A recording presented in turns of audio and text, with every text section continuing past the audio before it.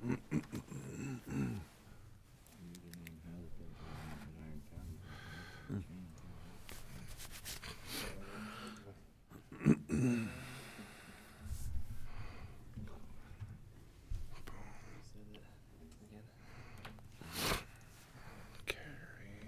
so today is 6/2.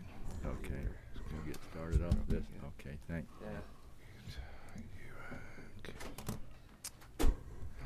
Ready to go, John? Let me get you started here, and we're golden. Okay. Welcome, everyone. The Iron County Commission meeting of the 10th day of June 2019 is convened. My computer's still giving me troubles, but we'll get through it. This morning, we'll ask George Colson, our Emergency Management Coordinator, to lead us in the Pledge of Allegiance, after which Jeannie Bartholomew from the Clerk's Office will lead us in prayer. I pledge allegiance to the flag of the United States of America and to the republic for which it stands, one nation, under God, indivisible, with liberty and justice for all.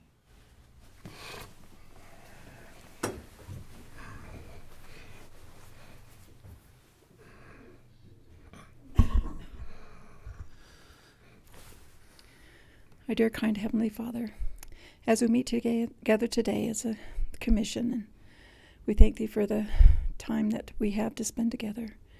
We thank Thee for the gentlemen that are here today to be able to help run this county, and we're thankful for Thy help that Thou gives us. As at this time, please be with us as we conduct the meeting, that we might do the things which are right for this county. And we say this in the name of Jesus Christ. Amen. Amen. Amen. Amen. Thank you both very much. We will begin with the we got minutes here of the meeting of April 22nd, 2019. Is there any discussion on those? If not, I would entertain a motion. Move to approve the minutes of what date did you say? April 22nd. April 22nd. I would second. It's been moved and seconded that we approve the Iron County Commission minutes of April 22nd, 2019. All in favor? Aye. Aye. Motion carries. Oh, I better sign in here.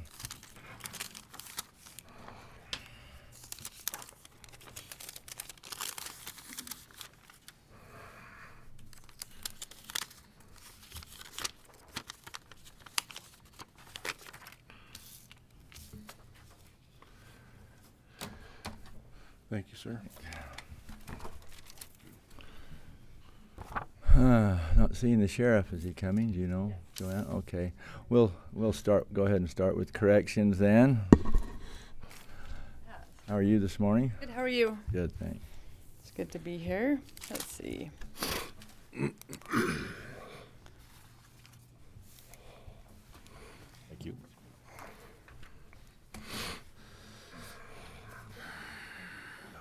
Morning, Mike. Thank you. Do you need this one? Oh, nope, I got my own. Okay. I made just enough, so. Oh, it's okay, unless you would rather. Am I good? You're good. Okay, so as of today, we're about 40% of the budget. Our culinary cost is 102. It's gone up just a little bit with some of the prices of different items, and also we've found some good prices on other items, so we've kind of stocked up, which kind of made the number go a little higher, but eventually we'll even back out. Total bookings, 435, which is quite a bit higher than the first quarter, if you can see there. Like if you go down, so we have all the departments split up on the bookings and the averages for the day. As of today, we have 10 state inmates and 19 federal, for a total of 162, including the county. Inmates transport, as you can see from last time, it was 381. We're up to 532, which has increased quite a bit. And then it's just split up for like 5th District, Iron County, shows you all the different courts and medical transports we've completed. And then, of course, our video, which saves a lot as far as that's inside the jail. So that saves on the transport as far as the officers taking him in and out. Got the work crew projects all split up there. We got that back on track, doing good. Let's staffing levels, as of today, we have 2 vacancies. We just recently lost 2 more officers and 1 of our clerical staff. And 1 of the officers went to medical departments, so that's something they'll be approving today, which leaves us 2 officers short. And we've hired McNeil, which is one that came certified, which is nice to get him right on board. Messia and Sessions and Hunt. Sorry, I've lost my place here. Messia, to replace Messia, excuse me. And then Sessions moved into the medical spot. And then we hired Jill Davenport for our clerical. And during the time we had 2 on FMLA, we also did all of our firearms. We had 6 officers we had to get certified during this quarter. So that was 6 officers and 2 range masters that took to complete that project. The S-Storm remodel is just about done. We just have some paint and stuff to get that. I don't know if you remember, that's the day room. That's our original S-Storm, and it's a little day room. It was an office that we've turned into a day room. Just need to get it painted. We'll have that open. And then just recent issues with the building, the same as we've been dealing with. I don't have those broke out, but I can find out if you need no specifics. It would be good to know that. Mike could you know. help. You Yeah, can it's send us just an email or. for sure, and that would be great to know too. It's just some of the stuff I don't fully understand when it's, you know, the air handlers and different things like that, motors and stuff. I just think that we've hit our 30-year plan, and some of that stuff we can't find anymore is what we're coming across, different like control buttons and stuff that we've had for that time. They don't even make them anymore. Of course, prices have changed, so but I can definitely get those details to you. So does he, when you can't find a control button, does he just retrofit then and go to a completely new system? He just gets something different. A lot of times he has to buy a few more to have on hand, which is good, because then that way if we get in that predicament again, that we have it on hand. But we're just at that point that that stuff's just no longer available. But he still does really well outsourcing and finding stuff for good prices and stuff. So that's not a question. But yeah, we're making it. So. Let's see, Dunn and Sessions are now back from post. They completed that. We had 2 SUU interns in March, April, and May, and currently no interns as of today. So, just curious, in the correction situation, what do you have the interns do? A lot of time it's up front with the clerical, help do some of the shredding and different things, filing, scanning, fingerprint cards, stuff like that. We have given the option if they want to come to like court, but we have to always think about the liability and keep them separate, that we can't have any contact. Sure. But different things that they can be part of to witness, but maybe not be in direct contact like we are. So we're trying to figure out a plan to get a few more things so they can really kind of see what goes on out there. But we've had some really good ones that have turned into officers too as well. Say criminal justice majors and I'd like. Very good. Yep. So it's been a good little program. I think that's so essential, and my wife does. She coordinates that at Parowan High School, the interns out to different businesses and so on. It's just so essential for them to see if that's what they want, something they actually want to do, and to learn, get a little knowledge of the situation. So yes, for sure. Appreciate you working with them. Yep, for sure.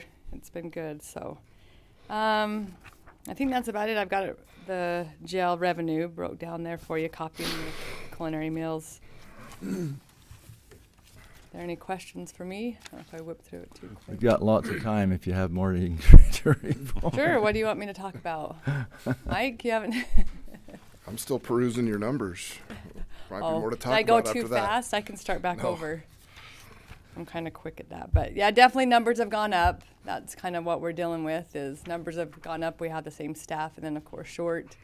It used to be our minimum was 5. Now, because of different circumstances, our minimum is 6. We haven't ever increased those numbers to replace that, so that generates the extra time that we have to cover to make things work. But that's our biggest thing, is just getting busier and different stuff. So Not a good thing. no. Oh, we appreciate everything that goes on there. I talked to Joanna the other day. We had a conversation about, we're thankful about how well things are taken care of and supervised, and it's really for as many inmates and as much potential for trouble that we have, we really are pretty blessed not to run into those things very often. Agree, yeah. Do a great job over there, so thank you. Thanks. Appreciate it. Thank you for your leadership and the I mean, that's obvious that there's good leadership there because that trickles down to the rest of the staff, and and they're all great. Thanks. I appreciate it. That We means a lot. appreciate it. Nice. Thank you. Anybody else? Ditto. Definitely. You're doing a good job. We appreciate it. Do you know how many federal inmates we had in the first quarter? I know it was 19 now. Do you know, I write those the morning of because the number changes. I could, actually, But that's I might have pretty, it. I mean, it's kind of stayed pretty steady lately, hasn't it? Brought my I'm little just trying to trapper keeper remember. here so I could answer that for you. We had 17. So it stayed pretty steady. Just Yeah, up a that's little about bit. where we've been. There is potential to take more. I mean, we've had times where they've asked, and just depending on county business, we have to make sure we have those beds open for our regular business, but there's definitely potential to get more. How high could we go at this point with our average private or county use? I don't know. We're a little low. We've taken up to 25 to 30 would be about the average. What happens is usually it may have been last week a little higher, and then when we take some, depending on their status, we may take them up north once they're sentenced, and we just haven't replaced those. This number can change throughout the week. Today it could change. So. Well, I It's- know but it does, that's- but I just like to know the trends because that's definitely a great revenue producer Yes. for us, and it's a good benefit to the fed that we can take those prisoners. So And they're really good to win-win. work with, so we appreciate their partnership too. So, yeah. Excellent. Anything? Else for Great job. Well, Thank thank you. you. Appreciate it. Okay. so much. Thanks so much. Sheriff Carpenter, good morning. Morning. How are you? Well, thank you. Good. Yeah, I'm just pulling it up now.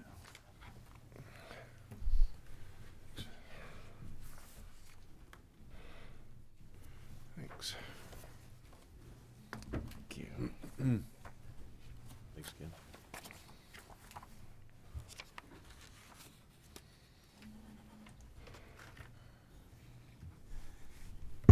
It's a lot brighter green on that screen than it is on my presentation. So, first, let me just start by saying thank you for having me today, and where this is the first report that I've given to the county commission. If it's not everything that you'd like to see, please let me know so I can adjust it in the future. On our next slide, please, our current strength.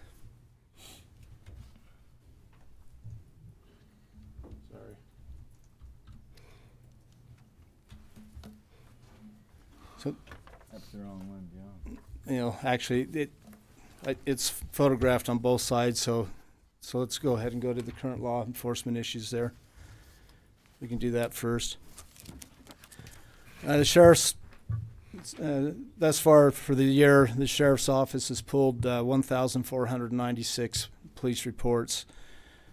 We've had 5,603 calls for service. Some of the major incidents that we've dealt with, we had a stabbing investigation which was actually Enoch PD's jurisdiction. They ended up assuming it, but the deputies were the first responders that assisted Enoch PD in that investigation and arrest. We've had some storage unit burglaries, mostly down by the Iron County, Washington County line there, that have led to some arrests, and the investigation has taken us down into Las Vegas.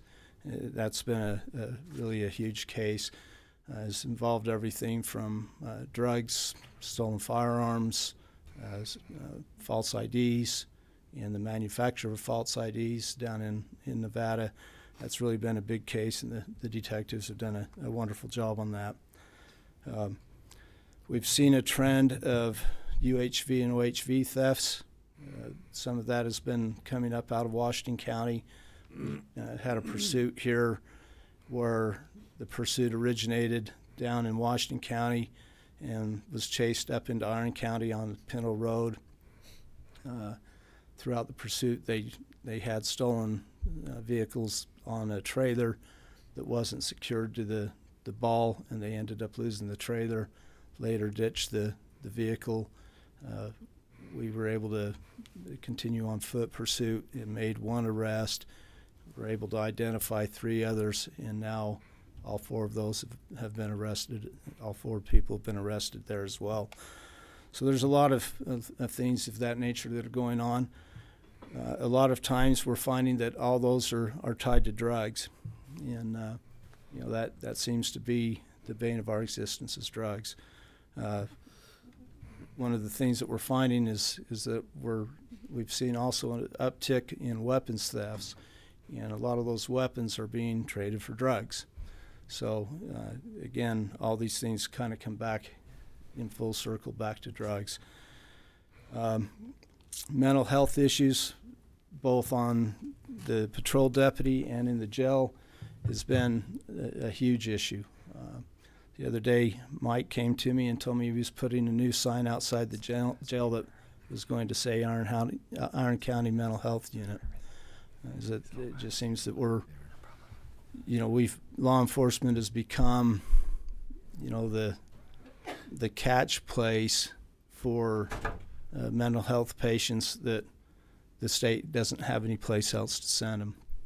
One of the problems that we're finding is we're finding people that have severe mental health issues, but there's no bed space available for them to be treated within the medical community. Here in southern Utah, we have 6 beds available through BMed down in St. George. Those beds are almost always full. So unless it's someone that is extremely severe, it's almost impossible for us to be able to get them the help that they need. And as a result, a lot of times they end up in jail because there's just no place else to put them. So Ken, or Sheriff, do you find that behavioral health, so bed space is packed, but what about help, just the behavior health side of it? Are they? So what a lot of the problem is a lot of times these are people that have been diagnosed with a mental health issue. They've been prescribed medications, but because they don't have insurance, they can't afford the medication, so they quit taking it, and then they go into crisis. And sometimes that crisis is just because they've quit taking their medication. Sometimes it's because they quit taking the medication and now are self-medicating with alcohol or other illegal drugs. And we had one yesterday where we had a gentleman that was suffering from schizophrenia that came up from Washington County, drove up from Washington County, and because he was in a state of paranoia, we were trying to help him understand that we just wanted to help him, that we were just trying to get him out. We had the ambulance there. The ambulance crew was talking to him. The deputies were talking to him. Eventually, he ran on us, and he ended up running to the hospital and turned himself in, thankfully. But he was severe enough that they were able to get him into a bed space in St. George at BMed. But that's rare. Most of the time we just don't have the bed space available to us. Well, that's a huge issue, and Joanna addressed that, where a lot of these people come in that are suicidal, and because they're suicidal, we have to watch them 24 hours a day, 7 days a week. And so in order to be able to have an appropriate facility to watch them, we're watching them down in the booking. So now where it normally has taken her 5 personnel to man booking, now it's taken her 6. So there's an increase. And when you look at 6 people, 24 hours a day, 7 days a week, that would be an increase of staff of 4 personnel. Is that right? Mm-hmm. 4 personnel. So if this is going to be a long-term issue for us, then we're going to have to increase our deputies, because otherwise we're just paying the overtime. It's just a continual vicious cycle where we're either paying overtime in order to watch these people, or we have to hire new deputies to watch these people. But either way, it's a problem that's not going away and that the state's not helping us with. You find it's getting worse? Oh, absolutely. Absolutely. Is there some information? I've got my 5-county behavioral health meeting in Beaver Wednesday. Could you give me some stats on this? On how? Could you help me with that? Maybe I can bring this up in my meeting over there and see if we can help with that a little more on that side of it. Yeah, and I'll talk more about this in a little bit here in the presentation. So I won't get too far off subject right now, but let me talk a little bit more in a minute. But anyway, mental health is a huge issue for us. Animal problems, it always amazes me, no matter where I go, the number of animal problems that we have and how much time that demands of our deputies to be able to take care of other people's animals that aren't taking care of them themselves. It's become a big enough problem that the VIPs have volunteered to step up and help us with them. So we're going to use the VIPs for non-aggressive animals that are just like dogs at large and things of that nature, where we can send them out to pick up the dog and take it to the shelter or find its owner and return it to them. If it's still a vicious dog, something like that, then the deputies will still be the ones that are responding to that. One of the other issues with animals that's unique to the sheriff's office is working with livestock. And one of the things that was recently brought up in our last Sheriff's Association meeting is that the Sheriff's Association has been approached by the Livestock Commission and has told us that they want to get rid of their investigators and that they want the sheriff's offices to take over the investigation portion of livestock, which means that they won't get rid of their brand inspectors, but they won't be doing the investigations, which means that we'll have to send deputies through the brand inspectors course to be trained to be brand inspectors so that they can conduct the investigations. So we're, just like the mental health thing, in law enforcement, we're seeing a trend to put more and more and more issues on law enforcement to handle things that have never been a part of our role in the past. Not only that, but the state handing it down. Is there any funding for this, or is it a classic unfunded mandate? Well, that has yet to be seen. We've been told that they were going to give us some funding. The number $1,200 was put out, which is really pretty insignificant. Per year? Per year. So I don't know where it's going to actually end. That may be enough to help us get the deputies trained, but it's not going to help us with anything else. Yeah. I've been hearing a lot of rumblings about this. Even we're talking about getting rid of brand inspectors, which I think is completely insane. I agree. So hopefully that doesn't happen. Yeah, and the last we heard is that they weren't going to get rid of the brand inspectors, but they are looking at getting rid of their investigators. So we'll see what happens with that. And then search and rescue and the ropes team, Canara Falls rescues have started. Last week we went up and rescued a 19-year-old young lady that was suffering from hypothermia. And fortunately, she was down below the first fall, so it wasn't too big of a deal to go up and get her and to be able to give her the medical treatment that she needed to return to normal. But the search and rescue and ropes team did a great job on that, and I'm sure that we're going to have many, many more as people continue to go up the canyon there. I have a question on that. Do we have any mechanism to charge Canaryville for that, or is that even considered? That's a good question. I don't have an answer for you. Okay, I just know that they do capitalize on that, and I'm not saying that's a bad thing, but it does cause us an inordinate amount of work to get in there and rescue them. Yeah, and I don't have an answer for you. We'll have to look at that and see. I don't know that they have a. I'll talk with the mayor about that. I was in the group that we, put together the for Canara to oversee that, and I'm trying to remember if we made provisions for that or not. We didn't. The other I know that there were some Canaryville. I can't remember if they gave funds to the search and rescue. Oh, that's right. I think they did donate. Yeah. But there was talk of them outfitting, basically building a shed or a facility in Canaryville with all of the equipment that was needed to do falls rescues and have that available for the search and rescue. I don't know where that ever ended up, if that was more than a discussion or not, but we can easily follow up on that. Okay, next slide, please. Our current strength of patrol. Sergeant Nick Johnson retired in April.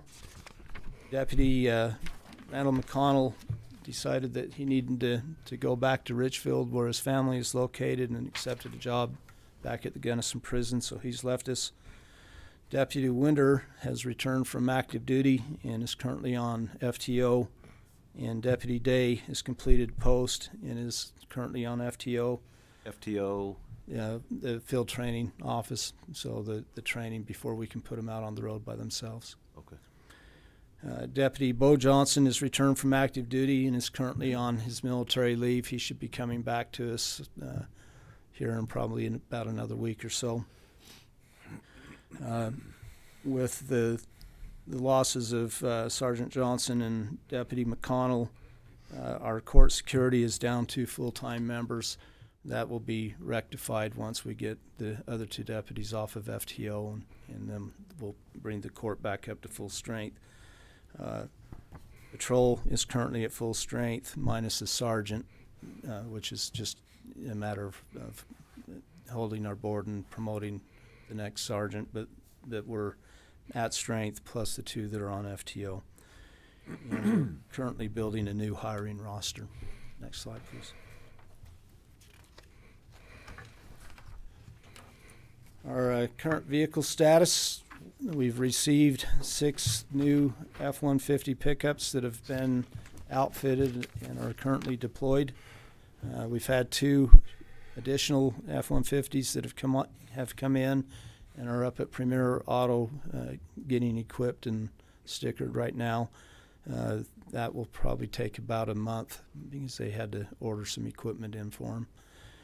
And we have the 1 new Mustang that's the traffic vehicle that is inbound and should arrive in about a month, and then by the time it gets equipped it'll be about 2 months before it's out on the road. Our Chevrolet trucks have been a drain on our vehicle budget. They've been absolutely horrible. Air conditioners keep going out on them. We just had another air conditioner that went out on them. And just performance-wise, they just don't perform nearly as well as the F-150s. I'm a Ford man, sorry. Yeah, they're Sorry, Chev. the Chevys have been horrible for us. Miles are on these vehicles that you're having trouble with? Oh, most of them are excess of 120,000 miles. Oh. Next slide.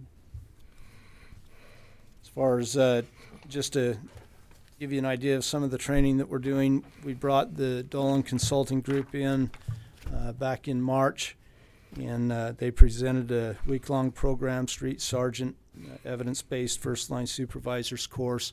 We were able to send 23 deputies to that course, and the remaining seats we sold to help defray the cost of that course.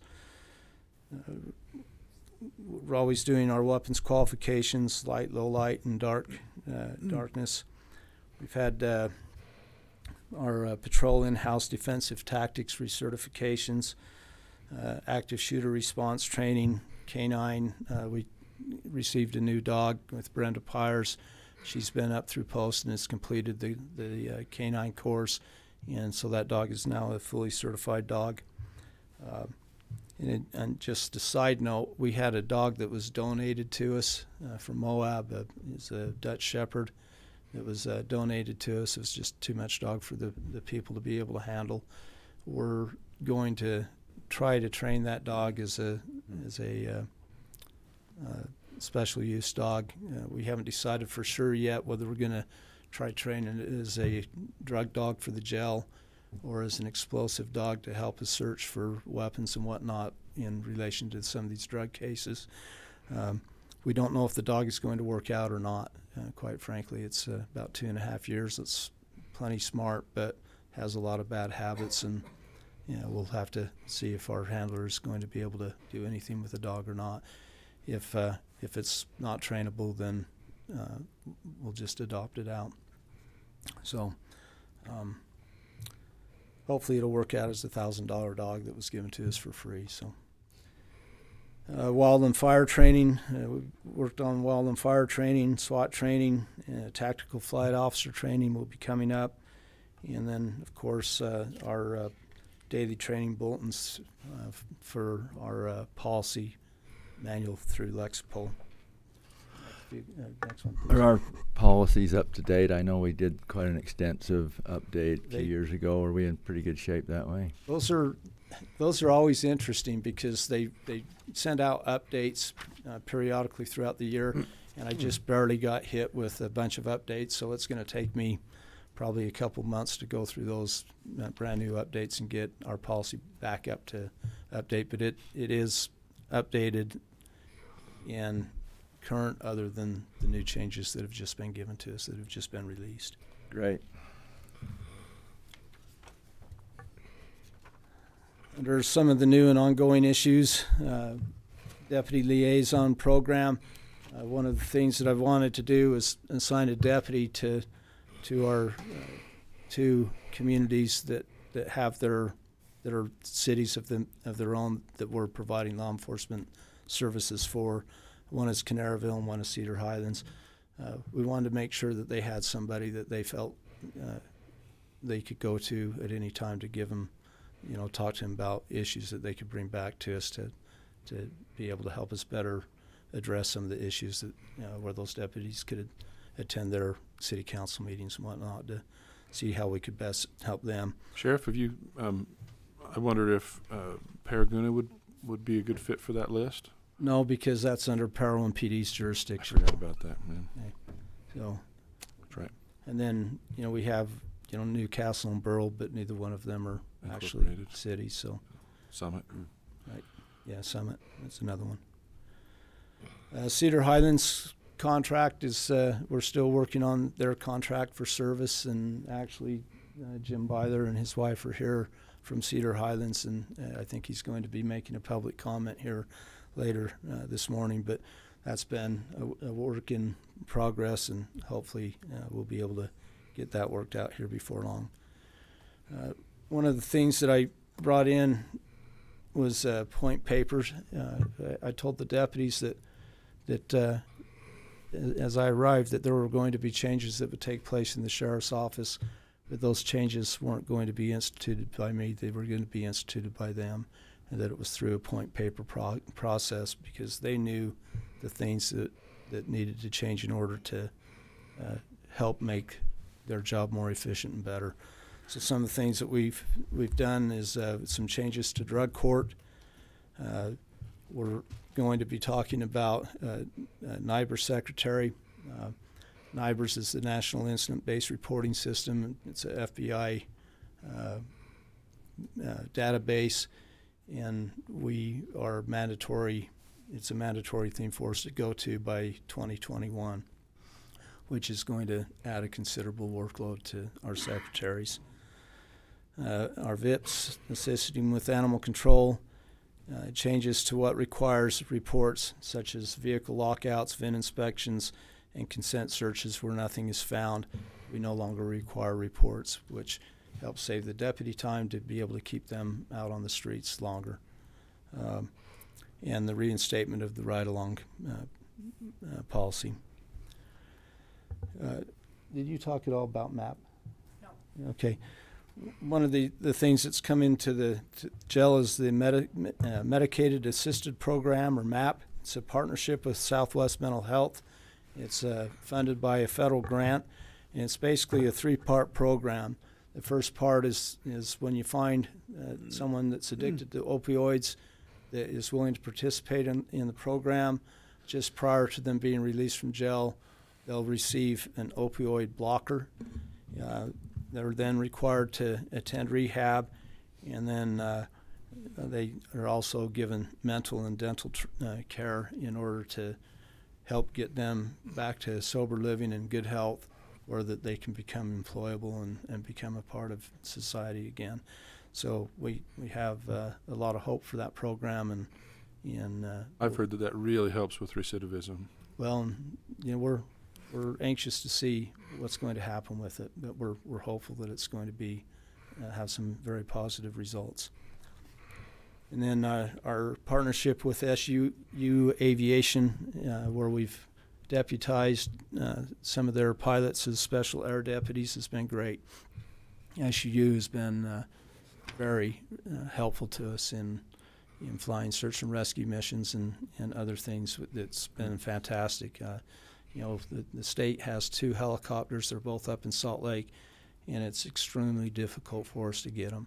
And so SUU has really helped us out a great deal in that regard, and it's caused our response time to be much quicker than if we had to rely on the state helicopter. Sheriff, I wonder if we ought to send a letter of appreciation from the commission, just to thank them for what they're doing, because they've been invaluable. They've been fantastic. It would be a Just great to thing. tell them how much we appreciate what they do. From our aspect, we give them a patch and a couple of coins, and the pilots love it. But I think a letter would be very appropriate and very much appreciated. Thanks for that. Yeah, John. Want me to draft that? Please. That's been a major help, and they enjoy it because it gives them something a little more tactical than just regular flight. They really love it, and there's a little bit of cost to us, with the night vision that we provided for their Bell helicopter, which has been a great asset to us, and then with our tactical flight officers that we have to get them trained up and equipped with the helmets and flight bags and whatnot. There is some expense there, but I think it's a great program and it's very helpful. I mean, we, through SUU Aviation, we have a lot more air assets available to us than the state does. Yeah, it's fantastic. So, let's see, upcoming events: the Utah Summer Games and the Iron County Fair are 2 of the big ones. And then there's a youth bike race, which is supposed to be similar to Tour Utah, which Troy Houston, I think, is trying to bring in, and it's mostly going to affect us out in Parowan Valley, but that's going to be something that is going to be coming up that's going to require some traffic control help. Next slide, please. So, let me make sure I got.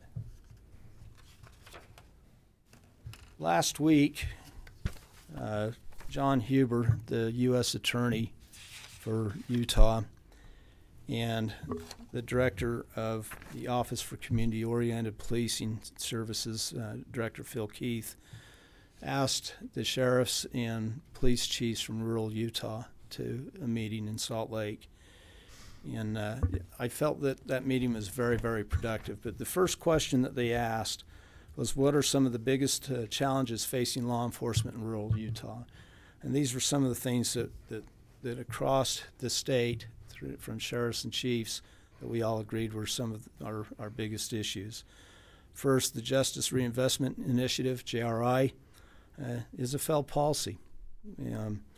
It releases criminals back onto our streets who continue to victimize our citizens. And because of light sentences, now Utah is importing criminals. We've had people that we've arrested that when we've asked them why they're here, they've told us it's because of JRI, because they know that nothing is going to happen to them when they get arrested. So when you look at the state's numbers, right now the state is building a new prison that's a 3,500 bed facility. I talked with their director for corrections the other day, and he says that they already have more prisoners than they have bed space. And so they're looking to the jails to be able to increase the number of inmates, state inmates, that the jails can take. And when we talk about the revenue generation from federal inmates, the state inmate rate is now at $54 a day. The federal rate is at $75 a day. But from everything that we've talked about within the Utah Sheriff's Association and in meeting with corrections and with some of our federal partners, the jail population is just going up and up and up. We could really take as many federal and state inmates as we wanted to, as we have space for. So that's a huge one. We'll be talking with our legislators about that They got to do something about JRI. JRI, it's a failed policy. I'll tell you, a year ago, Governor Brown in California, this all started in California, and I don't think that anything good comes out of California as far as laws go. And Governor Brown came out a year ago and stated that what a great success JRI was in Southern California. The next day, the chief of police from Los Angeles came out and stated that the governor was dead wrong, that it was not a good policy, that it was a failed policy, but the reason the state didn't see it was because the officers quit making arrests because nothing was happening to the people that they were arresting, that often that they were turned back out on the street before they could even get their report done. So, you would think that we would learn from everybody else's mistakes instead of endorsing these programs that are failed. And it's really handicapping us. How long has JRI been going? Oh, in Utah, I think we're about 6 or 7 years now. Isn't that long? About 6 or 7 years now. Quite that long. Yeah. No. But it's a horrible policy. So, illegal and illicit drugs and drug activity. Last year nationwide, there were over 72,000 people that died of drug-related causes. COPS has $32 million to combat methamphetamine and $8 million for heroin that is available to agencies throughout the nation. The illegal criminal aliens and violent crime affiliated with them is a huge concern.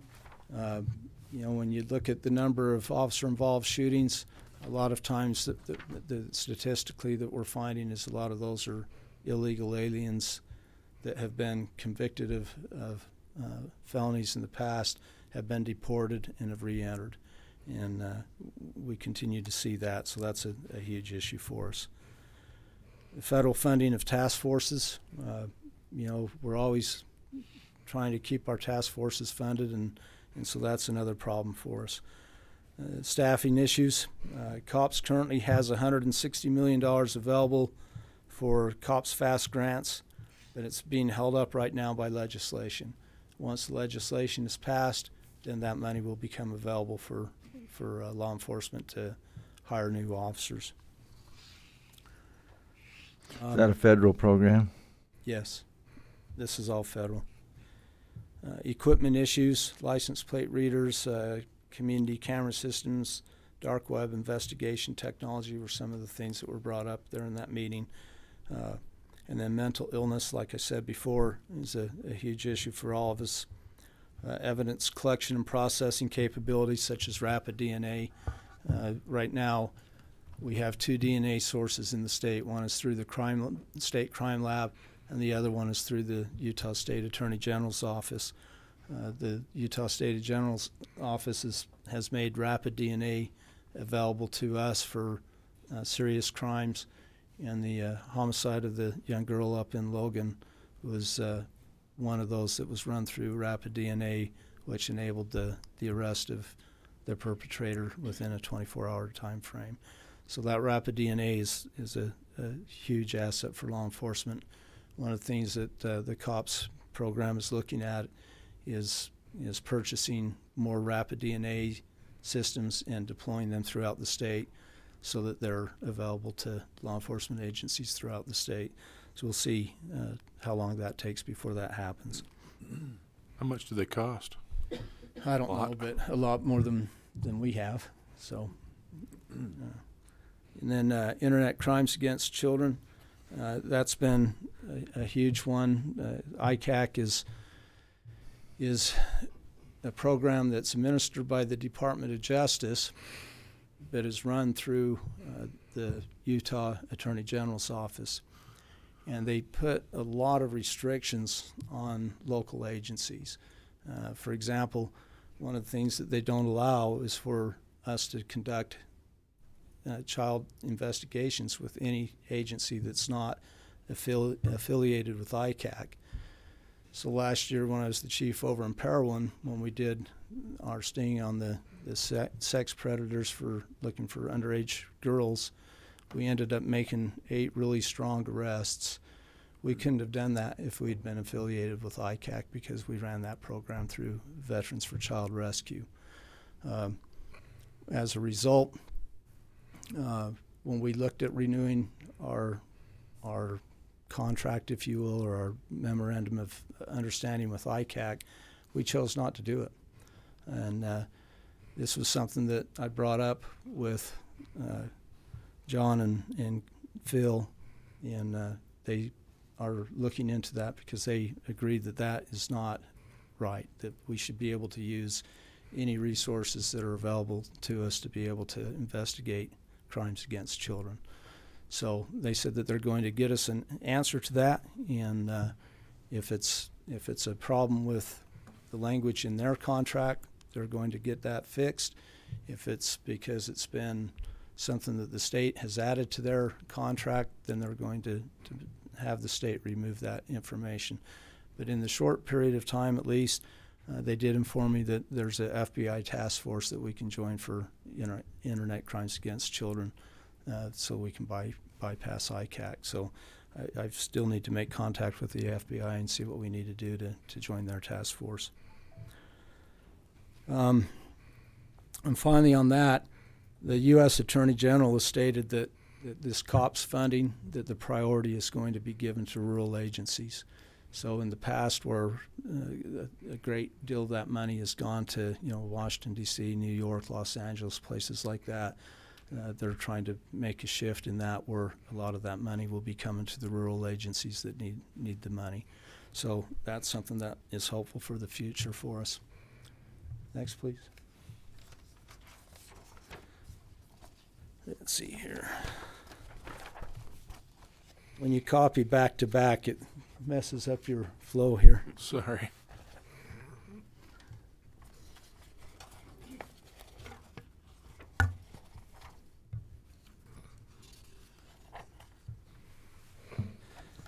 Okay. So for future budget considerations, under personnel, we'd like to look at adding a deputy as an additional traffic deputy. We had two that were working as traffic deputies. Twitchell and Lee were both doing that at one time. I'm not sure what the change was, but Lee was brought back to the patrol side, and we lost him out on the freeways and whatnot doing the traffic. There's a few things that I think are important to that. When we look at the amount of vehicle traffic that comes down I-15 now, it's really increased over the years. When Parowan was looking at doing their rebranding for the cinnamon rolls, they went out and did the research, and they found that there's over 1 million vehicles a year that are going up and down the I-15 corridor through Iron County every year. We issue traffic citations for two reasons: to gain compliance for those that don't want to obey the law, and to promote safety. That's the reason we do it. We don't do it for any other reason. But there are some additional benefits to the county by having those traffic vehicles out on the road. One is that it helps increase the number of citations, which helps the Iron County Justice Court. And when we start looking at the cost of this, that it would be paid for, this deputy would be paid for out of the 33% that comes back to us from the traffic citations. So it gives us an opportunity of being able to have a deputy that's out there enforcing traffic, trying to keep our community safe, and then they're out there during those high peak areas, high peak times when we have a lot of traffic coming through, and it gives us really another unit that's available, that if they have to, they can go back up another officer or respond to a more pressing call. So it's a force multiplier for us.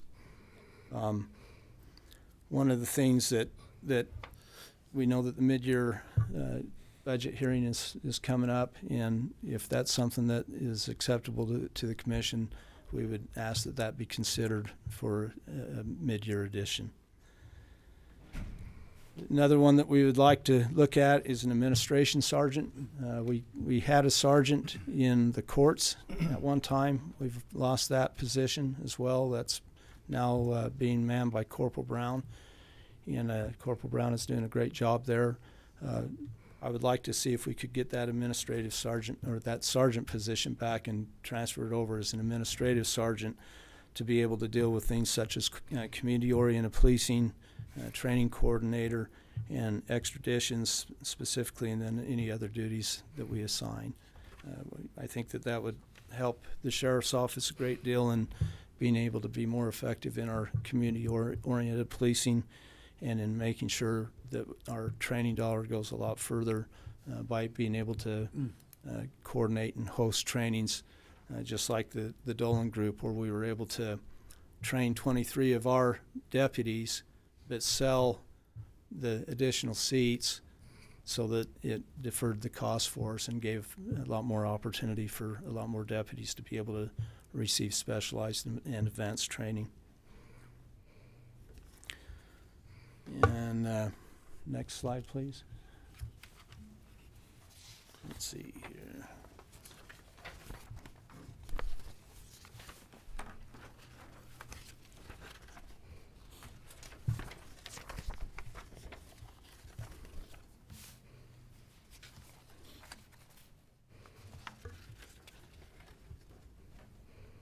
It's the very back. Very back, thanks. And then I talked about this a little bit before, but the National Incident-Based Reporting System, NIBRS, we'd like to hire a secretary to be able to principally be responsible for NIBRS. Like I say, that's a federally mandated requirement that has to be in place no later than 2021.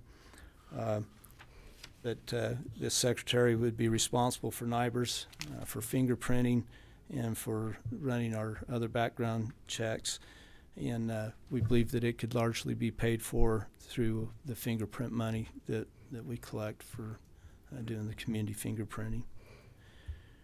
And 2 or 3 last things. An awards program, I would like to instate a medal program where we can recognize our deputies for the excellent work that they're doing. I believe that that would help with morale and provide the professional recognition that they deserve when they do something that's outstanding and beyond the ordinary.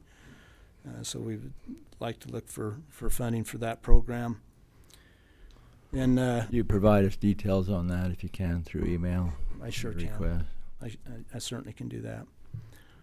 And I know that Dan Jessen has been talking about the 2-year vehicle rotation program for the county. When Dan makes that presentation to you, I hope that you'll give that particular attention. When we purchase those vehicles at the state bid, use them for 2 years, and then sell them still at a profit base, I think that that is nothing but a win-win situation for the county. It makes sure that from a law enforcement perspective, we're involved in pursuits and lots of other, high-risk type things with our vehicles. That it makes sure that our vehicles are always in top condition, and that our deputies are given every opportunity of success, and ensures that we don't continue to have some of these other issues that we've had, like motors running on 7 cylinders and different things that we've been facing with vehicles that, quite frankly, are just wore out. So I know that Dan has a lot of information on that, and as he makes his presentation, I hope that the commission gives that very serious consideration. Sheriff, would you sell those vehicles equipped to other departments, or would you No, strip the equipment off and move them to the next vehicle? Right. Yeah, exactly. What we would do is we'd strip that equipment out, and most of that equipment would be put into the new vehicle. Some of the equipment sometimes won't adapt over because of changes in the vehicles themselves, but most of that equipment is reusable for us for at least a couple of cycles. Lieutenant Schlosser said that there's a lease program available that allows you to kind of keep on the leading edge of equipment, and you just kind of pay a stipend, and it Right. as you turn those vehicles over, it'll keep you in the good equipment, and then the company kind of manages the equipment on their own. We just pay, I don't know. That's what he suggested. Yeah, to me, so. and there's different ways of doing it, and we may want to do that in all or part. So, for example, radars, radar detectors, some of those may be good for maybe 8 years, without needing to have an update. Whereas a cage may change every year depending on the configuration of the vehicle. So we'd have to look at that on a case-by-case basis. Dan has a comment on that. Hey, Dan, why don't you come up and speak in the microphone, will you? I was just going to ask. I told you I was going to Get it on the recording. There you go. I told you I was going to throw it under the bus. Yeah, you did. I know the state was looking at renewing the, or at least going out, putting it out to bid. What Premier does. Do you know how that went? Because I got a questionnaire from the state on that, and Premier does a great job. It's the prices have been creeping up, and so I'm wondering. I've been interested to find out if they've updated that, because man, it's sure expensive to outfit those vehicles. It is expensive to outfit them. We use Premier because, quite frankly, they're the best. We've used other companies to install, and usually we end up having problems with them. And when we use Premier, he knows exactly what he's doing, and he does an outstanding job at it. And as a result, he's growing like gangbusters. He's just bought a new building and is having to look at buying another new building, because not only is he doing everything in the state, but his reputation has gone out to other states as well. And now Idaho and Idaho, I know, is sending a lot of vehicles to him, and I think he's getting vehicles out of Nevada and Colorado as well. And it's because of his professional reputation, because he does it right the first time, and we don't have to redo it and have lose the vehicle for a period of time because it wasn't done right the first time. So that's why we use Premier. Is their excellent service. And then the last thing I have is talking about a new correctional facility. We've talked a little bit about that in the past, and I'd like to be able to sit down with the commission and talk with them in earnest about that. I think it's something that we have to take a very serious look at. The fact of the matter is our jail is the oldest jail in the state. It's suffering the problems of age. We're having problems with the HVAC and with the sewer system in it currently. It's really too small for a county that's growing like Iron County is, and that we can expect to see in the future. And if we wait too long, we're going to be so far behind the power curve that we can expect to start getting hit with lawsuits from inmates. So I think it's something that we have to really take a good look at and start planning for and preparing for and moving forward with. So with that, any questions? Thank you for that great report. Appreciate it. You had 6 months instead of 3 months, so yeah. Yeah. And you're new. We appreciate that and how you've got on top of things, and good to have you aboard. Thank you. I wanted to, while you're here, Sheriff, with one of our recharge projects, we had a large dozer donated by Frank Nichols and I asked Sheriff Carpenter to help us transport that. When we were done, we had to transport over to Fiddler's Canyon, and it's got a 14-foot wide blade, and so it's really dangerous but I really appreciated your help helping us transport that so we were safe. And well, we appreciate Frank donating that, and and all the efforts of trying to get that water back down into the aquifer where it needs to be. Thank you. So we appreciate that. Thank you. Thanks so much, Sheriff. We will take a short break and be back for our 10 o'clock appointment.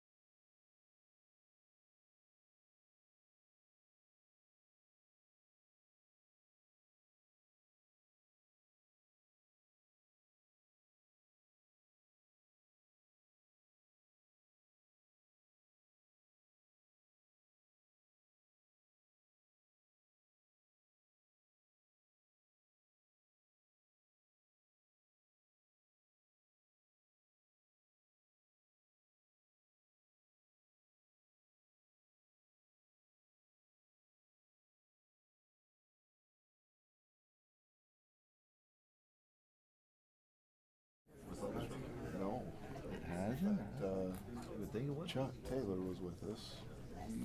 He said last year at this time when they were there, it's down 30 feet from where it was last year. You're kidding me. We are reconvened.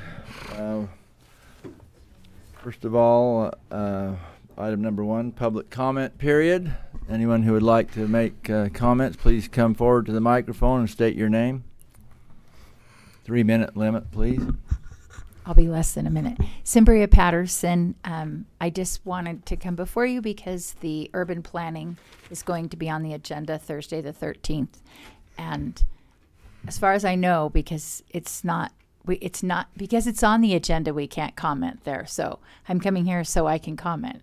Because when you're in that meeting, they're discussing it. So when it's on the agenda, we can't talk about it. But since it's not on the agenda here, I can talk about it. I just wanted to, if any of you can come, I know that I've seen Commissioner Cousins there. And I just wanted to thank you guys for all working on that. I appreciate it. And I don't know how many more times it'll be in that commission meeting. But I just wanted to put my 2 cents in again, that if we could get that issue resolved, especially for us personally, it would be appreciated. So. Okay. That's it. Thank you. Thank you. Thank you. Others? There will be opportunity for public comment Thursday at the Planning Commission meeting regarding this urban farming ordinance. Okay. Excellent. Good morning. My name is Bill Pressgrove, and I was absent at the May 13th meeting where you came up with the interlocal agreement. I don't have any problem with the interlocal agreement. However, I do see a problem with the fact that 3 of the entities that are listed as the entities that are in the interlocal agreement are the same 3 individuals. That means that the school board or the school district or the water or the conservancy district, if they don't like what's being said, tough.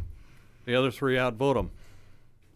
Because those other 3 agencies have 1 vote each, and so does the school board and the conservancy district. But because the Iron County Community Development Renewal Agency, Iron County, and the County Unincorporated Area Service District number 2, they're never going to disagree with each other because they're all 3 the same entity. They're all 3 the same individuals on all 3 of those different organizations or committees. So just what's up with this? Why do you have 3 different entities that are the same 3 individuals that are on an interlocal agreement? I don't understand. I'd just like for you to address that in your meetings. Thanks for your comment. Are there other comments from the public? Good morning. My name is Jim Byler. I'm a resident of Cedar Highlands, and I'm a retired police lieutenant, and I had the privilege of attending the FBI Academy with Sheriff Carpenter way back in 2001. And what I'd like to talk about briefly is just our Cedar Highlands has kind of been in this law enforcement limbo without a sheriff's contract for about 1.5 years. And we did reach an agreement with Cedar City to have an interlocal agreement for fire services, and we're trying, and we were expected to have a contract with the Sheriff's Department for sheriff services. And over the time period, I've talked to Sheriff Gower and Carpenter, and they've made it clear that a contract is preferred. And without a contract, our community will be charged every time the sheriff responds, for a call, because we are an incorporated town. Our mayor is kind of sending out a different line of thought in that he's encouraging the residents to call 911. We have 911 service, and in fact, we won't be charged for law enforcement, which is different than what both Sheriff Gower and Carpenter have told the community. So we're kind of caught in this limbo, and I have an email from the sheriff where he said he told our council that we would be charged every time the sheriff responded, and there would be no proactive law enforcement in Cedar Highlands. And our mayor's proposal is basically saying, no, you guys will come up and take care of this without any charge at all. Maybe you might charge, but probably not. It's just kind of this very vague proposal. He's also suggesting that citizens can be charged a $1,000 fine if they call the Sheriff's Department for what he deems an unnecessary call. community and the council wants a contract with Iron County Sheriffs. So unfortunately, Mike Edwards is stepped out, but Sheriff Carpenter said he's almost 90% sure that Mike Edwards has completed a contract and has given it to our mayor. I can tell you that our council and our citizens have no idea that if in fact the contract's been presented, it's never been brought public for our council to approve. Our council is having a budget meeting tonight. We want to budget the full amount for the sheriff's contract. We need the sheriff's contract in hand so they can actually vote and pass it so we can have an agreement with Iron County Sheriffs for law enforcement services.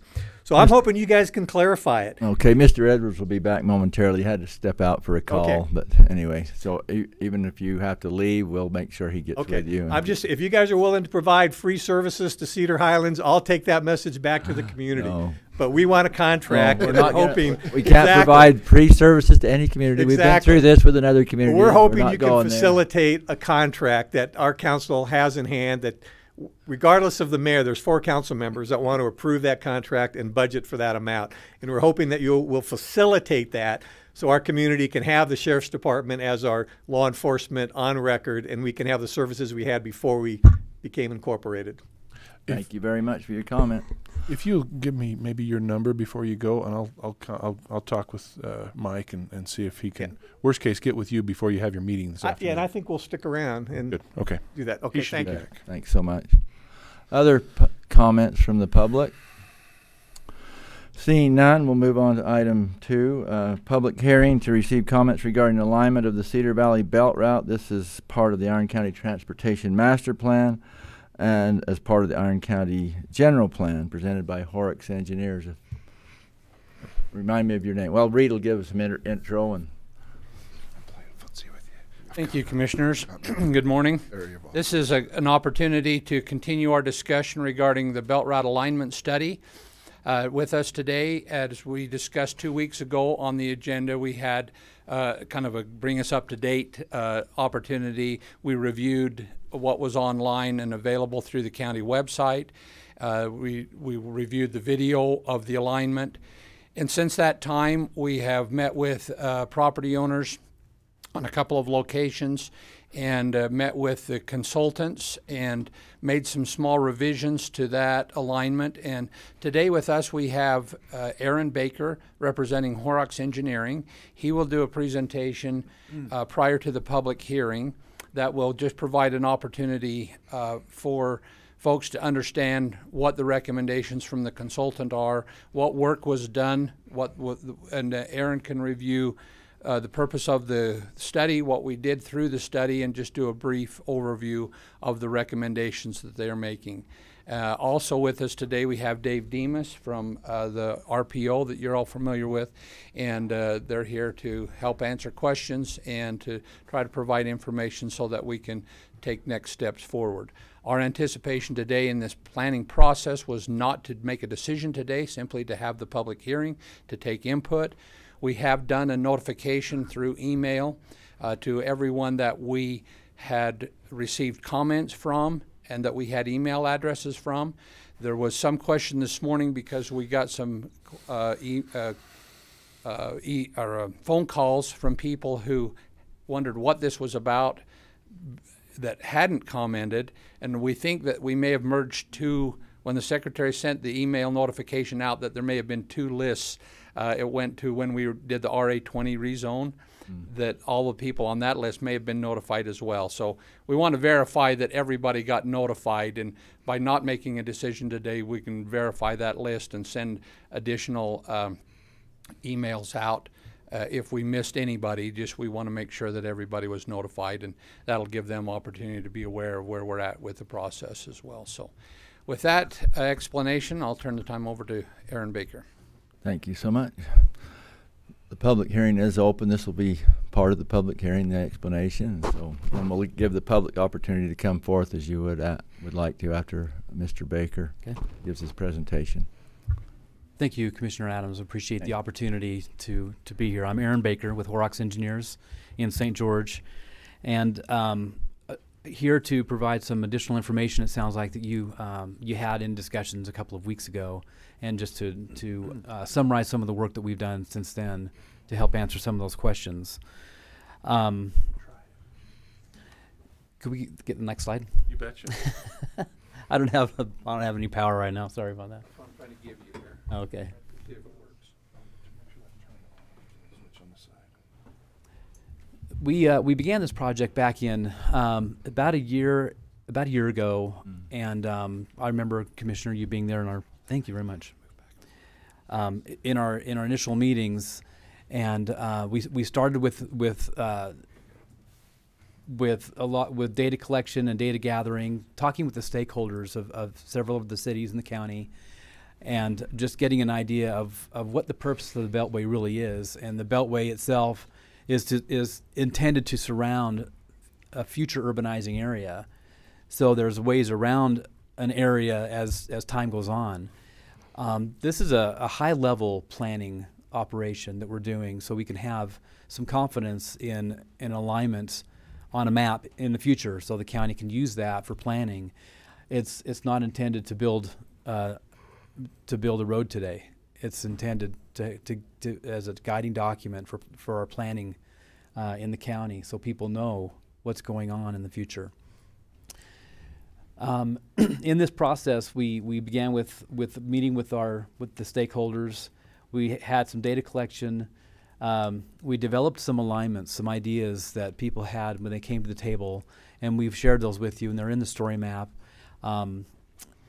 We also addressed the Summit interchange, kind of making some modifications and some changes to the interchange to offer some full movement access at that interchange, specifically for landowners and for growth that will eventually happen in that area. And so we addressed that as well, and it's also in the document. And we had an open house, some public involvement discussions, and having the story map available on the website, and just receiving comments. And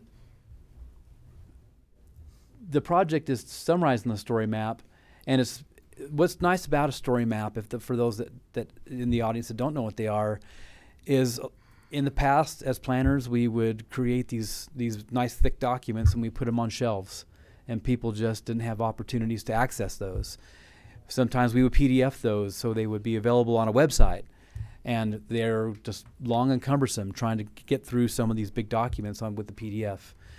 And what a story map is just a quick way to navigate through a very large document and offer information that we couldn't ordinarily do.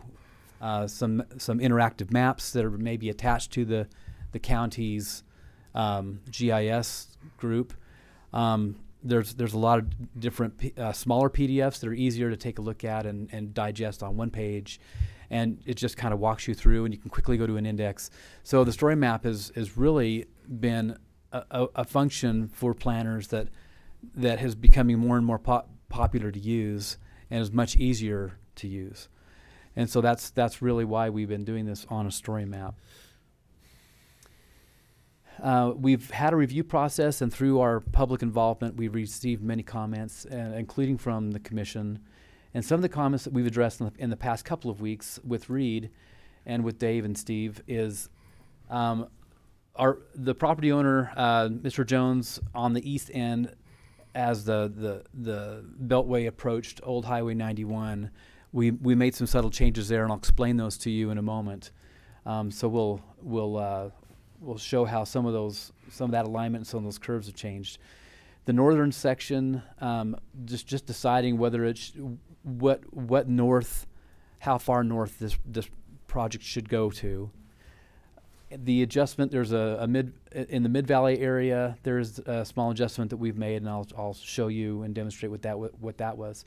And there was further discussion of the recommendation near SR 56 and the sod farm, and so these are the comments in particular I'd like to address today, just so there's a better understanding of what's been done here.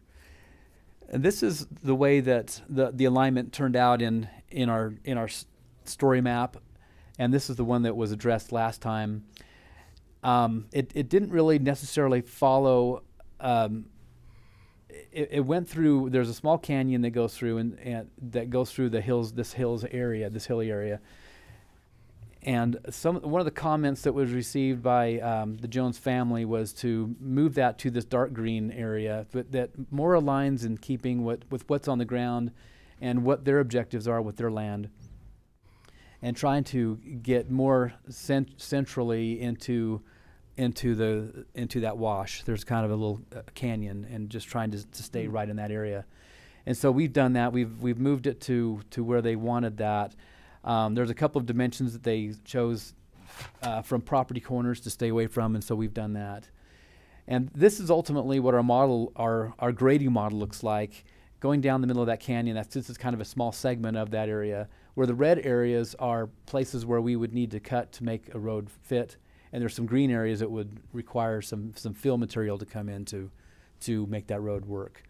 So this is kind of just a quick result from our model of how that would land in that area of the canyon. Does that go more up the bottom of the It's more in the bottom of the canyon now. Yeah, that's exactly what the desire was. How does that generally work with the road like that, with flooding and things like that? There will be drainage, and the road will have to accommodate the drainage, whether it's a drainage system. But we would have had to have done that anyway, because it could have been crossing that canyon in several places with culverts. But in this case, it's not only a road; it's also going to be a drainage way to accommodate the drainage. The savings from the cut and fills may offset that cost of drainage. It may, yeah, that's right. This isn't a drainage project, so we really didn't look that closely at the flows that are usually expected in this area. Like 10-year flows. But that design will have to happen eventually. When this road is selected to move forward, the drainage will be a heavy part of that design.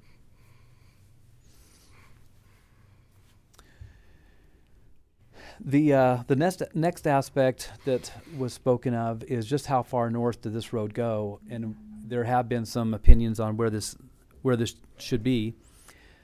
And in our alignment, we've had it at 6400 north, and the reason has been is just trying to avoid a subdivision that's just off the page to the left. So that would just kind of be you're surrounding that subdivision, going around it instead of going through it or having to take a turn to go up. Like 6200 north or 6000 north, you would have to keep going north after you pass Minersville Highway to get up over that subdivision that's in the county. So that was really why 6400 made the best alternative for this particular alignment in this area.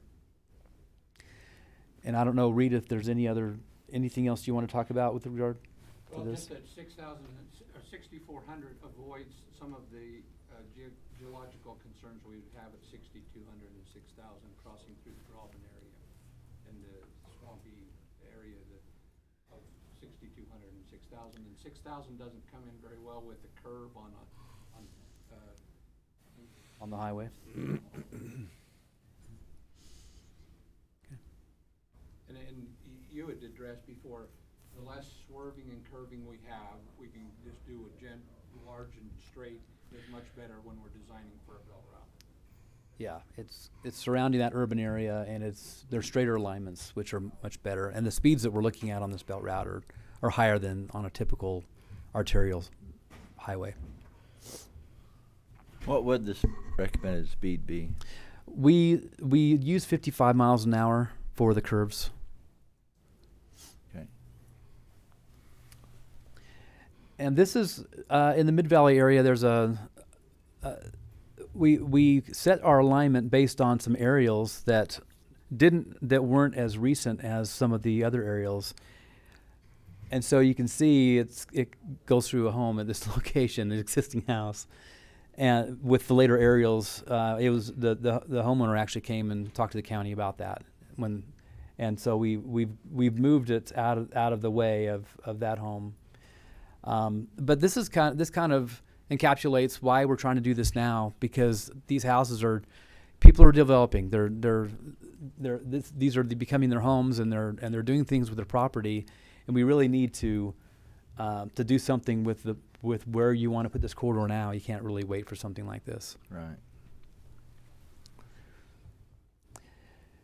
And over on the west side by SR 56, the green line is what we're recommending, is what we have recommended, and it's a continuation of the road that as it comes up from the south from Fort Hamilton area and makes a four-way intersection at SR 56, and then just curves and goes straight to the north.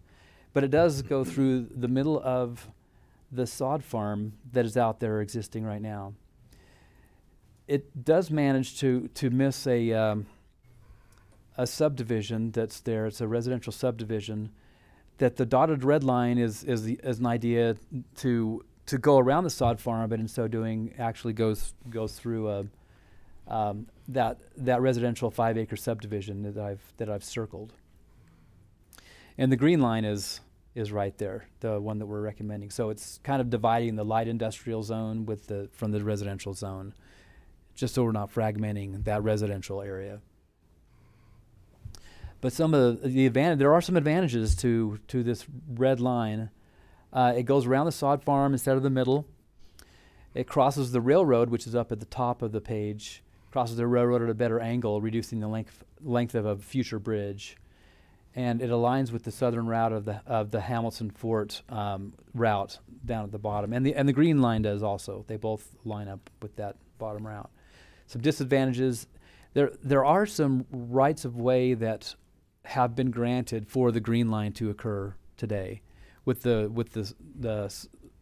solar plant and some other developments that have happened in the area. So you don't take advantage of existing rights of way.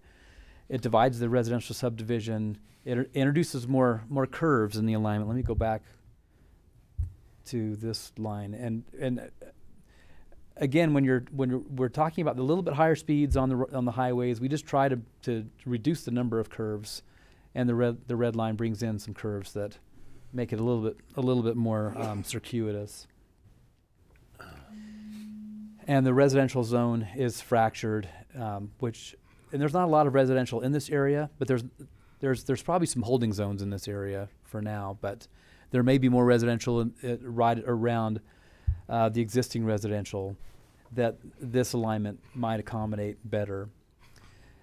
There's these advantages and disadvantages are in the story map for this green line for this area, and that some of the disadvantages over the other is the railroad. It will have a longer bridge going over it at a skew as opposed to a right angle.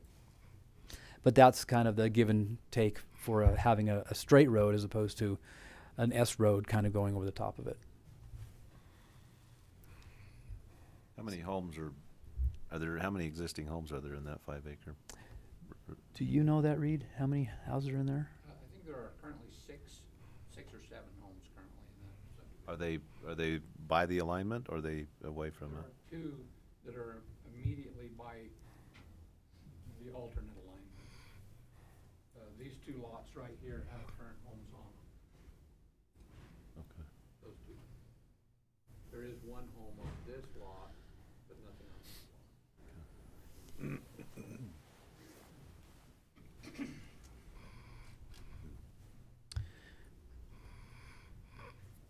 So I believe that's the four specific comments that you addressed 2 weeks ago that you wanted us to look at.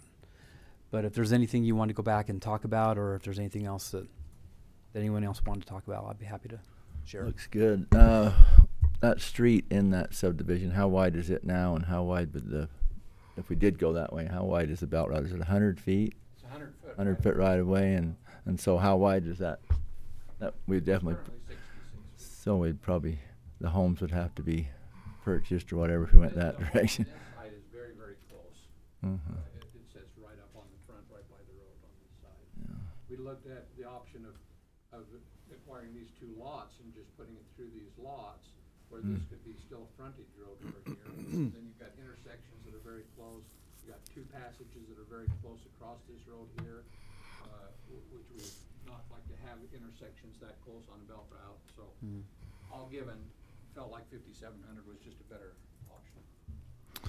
As stated by Mr. Baker, we're not going to start building the road now, but we need to start acquiring the right-of-way. That's why we really need this locked in, because we've got to acquire the right-of-way, because every year things will start changing, as mentioned, with homes and development and so on. So we're trying to get in at the right time, get this thing going. So there will be public comment in just a moment. So does anybody have any questions for Mr. Baker or Reed? Okay, thanks so much. Appreciate it. Thank you. Public hearing is open. Please come forward. Anyone with comments, please come forward to the microphone and state your name.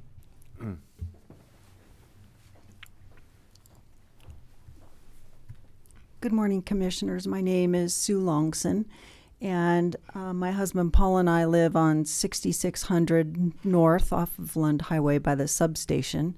One of the proposed routes was out in that neck of the woods, so we've been active participants in this process all along. And I don't have any further comment about the actual route that has been chosen. Rather, my comment has to go with protecting the county going forward, in that once the route is chosen, realizing that it could change 10 years from now, because the horizon is out there, is that within a certain distance of the proposed route, that you have folks who purchase property sign something that says they're aware that a belt route is going in there. We're Americans. We can't sign away our rights, obviously, but they can't bring a suit to the county that says we didn't know if they sign something when they purchase a property. I mean, they can sue after it goes in that it's too noisy, or it causes pollution and my daughter has asthma, or it's dusty or something like that, but they can't say they didn't know. And I don't know that it would provide the county with a lot of protection, but it would at least provide the property owner, future property owner, with the knowledge that a belt route may go in a certain amount of time. So that's the extent of my comment. Thank you. Thank you. Thank you very much. Other comments? Well, Press Grove, I didn't really have a comment. I had a question. Okay. Is this going to be considered as a hazardous cargo route in the future? Yeah. Bypass the city to keep any hazardous cargo from going through? Okay, question. Shake their head. I don't know. Okay. Good morning. I'm Paul Sherritt. I have been involved with the county for a number of years, working on things, and I've been out of the county for work for the last couple of years, and I've been trying to. I haven't been getting a lot of information from the county on this, and the proposal as of today all of a sudden is running right through the middle of my farm, and nobody's talked to me about it. I'm not really excited with the county's making me aware of it as a public landowner, that now they're going to try and come through right through the middle of my farm. So I would like to just make you aware of that. Paul, where's your farm? My my address of my farmhouse is 3705 North, 4100 West. And the road change that you just proposed just now went from Nina Stoltz's, right through Nina Stoltz's house, now down into my farm.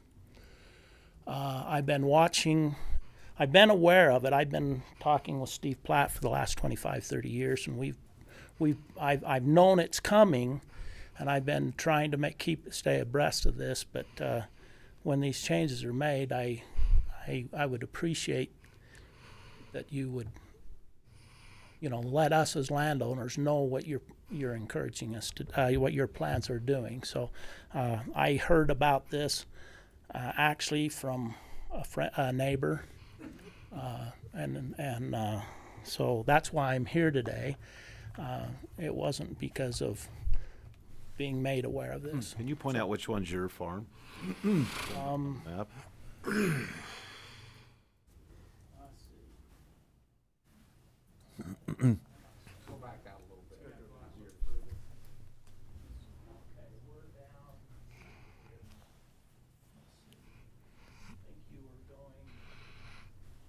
So you got 4,100. I own this 80 acres right here.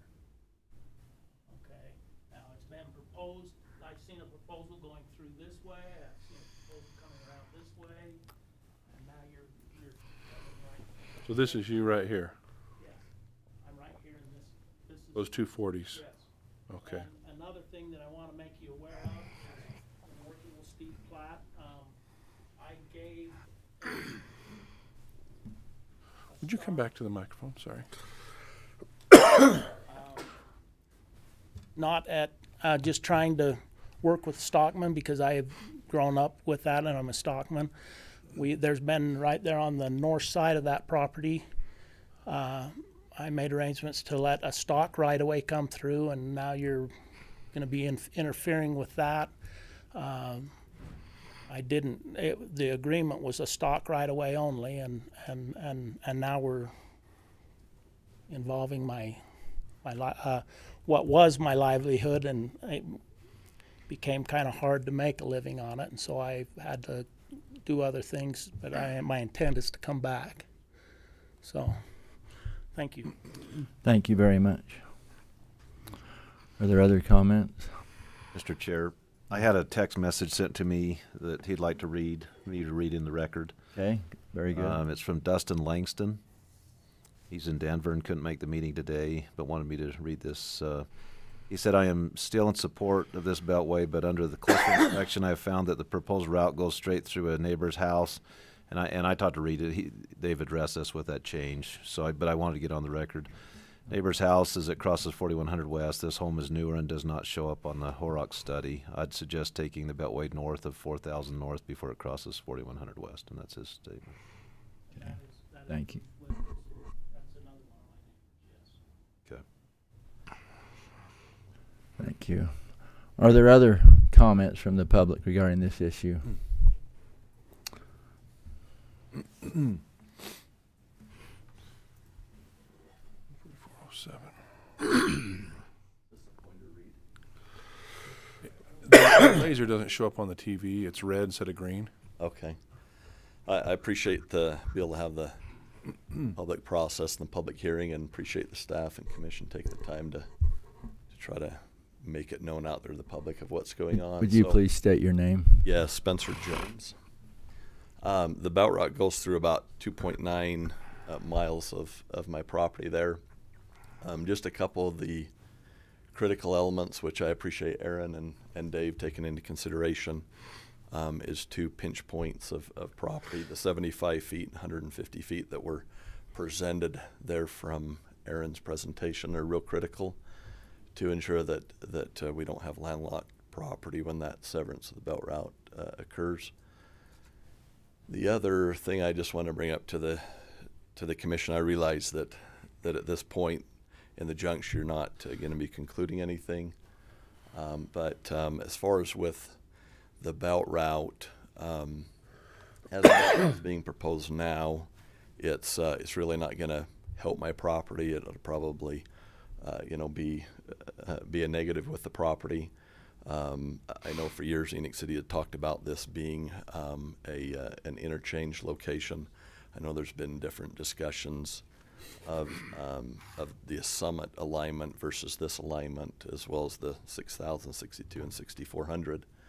I do feel the 600 alignment as being proposed is the best option, but really without having the interchange there, I guess just the offset of commercial development as anticipated without the interchange would be quite negative to the residential development, and not a lot of benefit of the commercial at this point. So I would just like to be able to see before final adoption of maybe more of a global plan in place, establishing, is the county's intent to support and encourage UDOT, realizing UDOT's ultimately going to be the one to conclude this. Is it the intent of the county to encourage UDOT to modify and upgrade the Summit interchange, or to defer that at some point in the future and encourage more of the Enoch interchange? And so that's really the things that I want to take in consideration there for your information. But I do appreciate Reed and Steve and Horrocks taking those things in, and it appears that they do reflect here on the map. So thank you. So Spencer, your preferred route would be 6,000 north, or well, no, the preferred route would be the one that was on the screen here. Just okay. When you well, said fact, 600, actually, what? Okay. Yeah, that's the one. Yeah, the 6,600 option with the curvatures. 6,400. Sorry, the 6,400. Okay. I was yes. just sorry, I was confused. Yes. Okay. Yeah, but without the interchange there, we've spent a lot of money with local land planners, as well as a land planner up in Salt Lake on all this property, and so having the alignment go down in the bottom of the canyon, that will help to not have to eliminate a little over 40 high-value view lots up there that we have planned, as well as it would save basically taking half a mountain out that was originally planned. And I think it will also save the county a lot of money as well with the grading by taking the bottom of the flow line there. Obviously, there would be some drainage considerations. But any other questions? Thank you. Thank you. Thank you. Other comments? Okay, thank you all for commenting. Seeing none, we'll close seeing no more comments, we will close the public hearing at this time and go to item 3. Recommendation to award a contract for road work within the Sunset subdivision as part of an approved road improvement assessment area located within section 31 and 32, township 36 south, range 12 west, and sections 5 and 6, township 37 south, range 12 west, Salt Lake Basin Meridian. Steve Platt, our county engineer, will be the presenter. Thank you, Steve.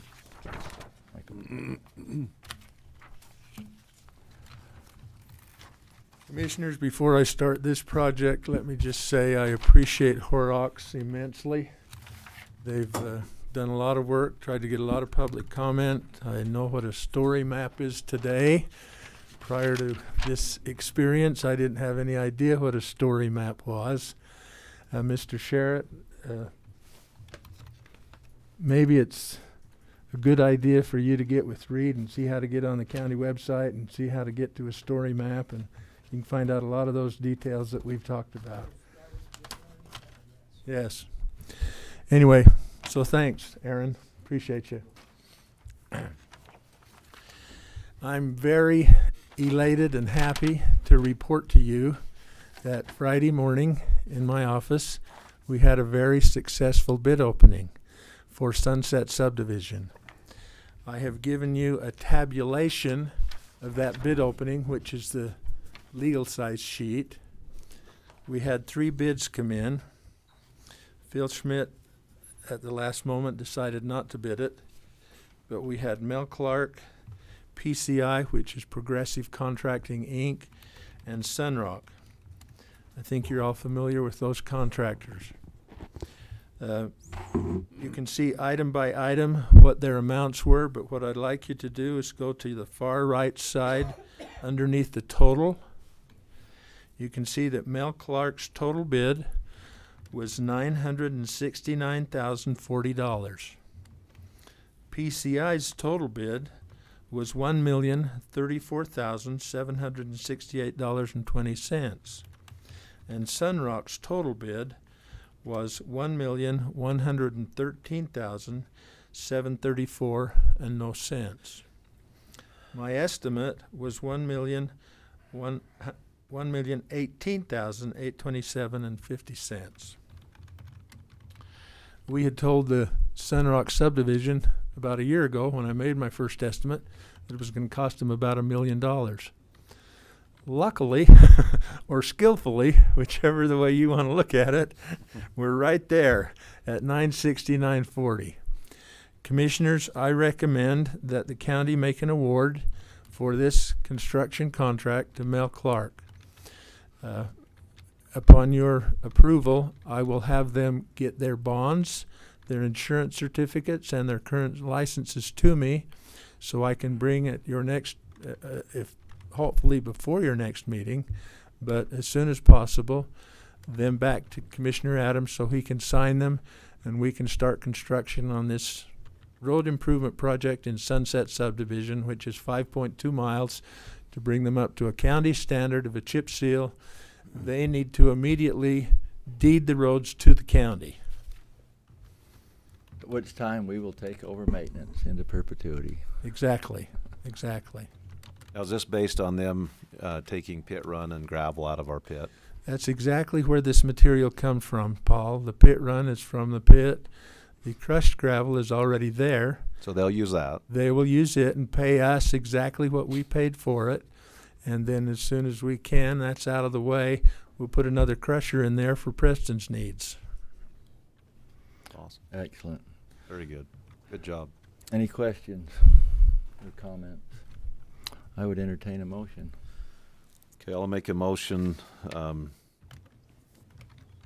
make a motion that we award the contract for road work within the Sunset Subdivision as part of an approved road improvement assessment area to the low bidder of Mel Clark Incorporated for $969,040. And that is located within Section 31 and 32, Township 36 South, Range 12 West, and Sections 5 and 6, Township 37 South, Range 12 West, Salt Lake Basin Meridian. Okay, and since Commissioner Blake had to step out, I will second that motion. I assume you're, well, the contract. Yes. You've seen I'm familiar with it, you're yes. familiar with it, okay. It's been moved and seconded that we award the contract for road work within the Sunset Subdivision. This location and description is stated before, to Mel Clark Incorporated for $969,040. All in favor? Aye. Aye. Motion carried. Thank you so much. Commissioner, there was one other piece of paper which I gave you in that little packet. It's an email from FEMA. It's just an informational item, but unbeknownst to me as to why, that email tries to explain their process in the Cedar Valley for a flood map that they started in '09. They have completely walked away from it. They want to start again with better information. They'd like to have a meeting on the 9th of July, which they've invited us to, and I'm just trying to make you aware of that circumstance. Okay. So the flood maps which we've been waiting for 10 years now, they're starting the process over. Okay. So I wonder if this would affect us at all, Steve, but so the stream alteration permit that we've been working with the Army Corps of Engineers to divert that. At Quichapa? Yes, to divert. Has absolutely nothing to do with that. Okay. I'm talking Cedar Valley and the north leg of Coal Creek mainly. Oh, okay, I'm sorry. Okay. So that this wouldn't affect that at all? Not a bit. Okay, because they're asking us now to do a new study, the Army Corps, which has never been done, to prove that our basin's basically a closed basin. So we've got to go through that study to deem this a closed, or Cedar Valley closed basin, before they'll grant that. So I'm sorry we got involved with the Corps there. State engineers should have been able to handle it. Typically they have. It's just been a slam dunk, but now they want to. Yeah. Quick question. I know having to wait 10 years has been a negative thing, but restarting, is that going to be good? We're going to have better information? Are we going to have a better outcome because of this? The answer is yes. Okay. That's kind of what I thought. The information they started with the 09 update was that the maximum 100-year flow out of Coal Creek was 5,500 second feet. Now that's an instantaneous flow. It Right. rises and drops really quickly when it's a summer thunder shower. So when that happens, is it realistic to believe that 5,500 second feet is what's absolutely necessary to make a flood map for the whole valley? Well, we don't think so.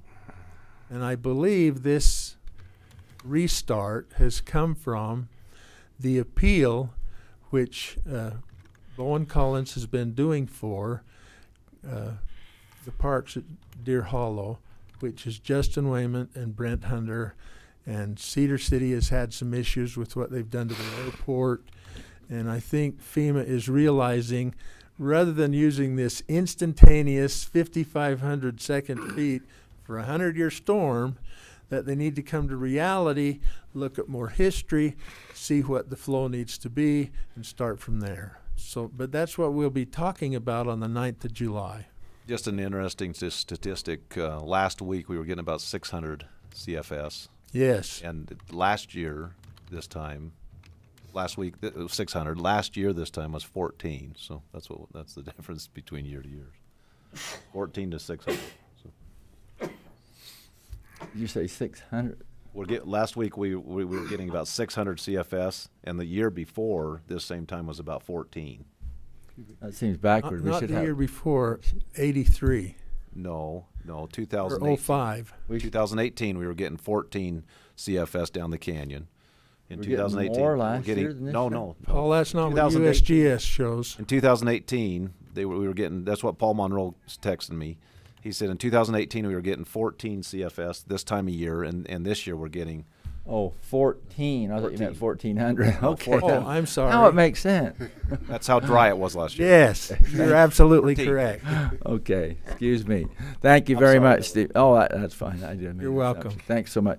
And congratulations to the Sunset subdivision. We're really happy for you. That's going to be a wonderful improvement. And to Steve and Reed and all the others that I think this is the first assessment area that we've actually seen through to completion. We had the SID before, Special Improvement Districts, and the state changed the statute to be called an assessment area. I think this is the first one we've had, isn't it, Steve?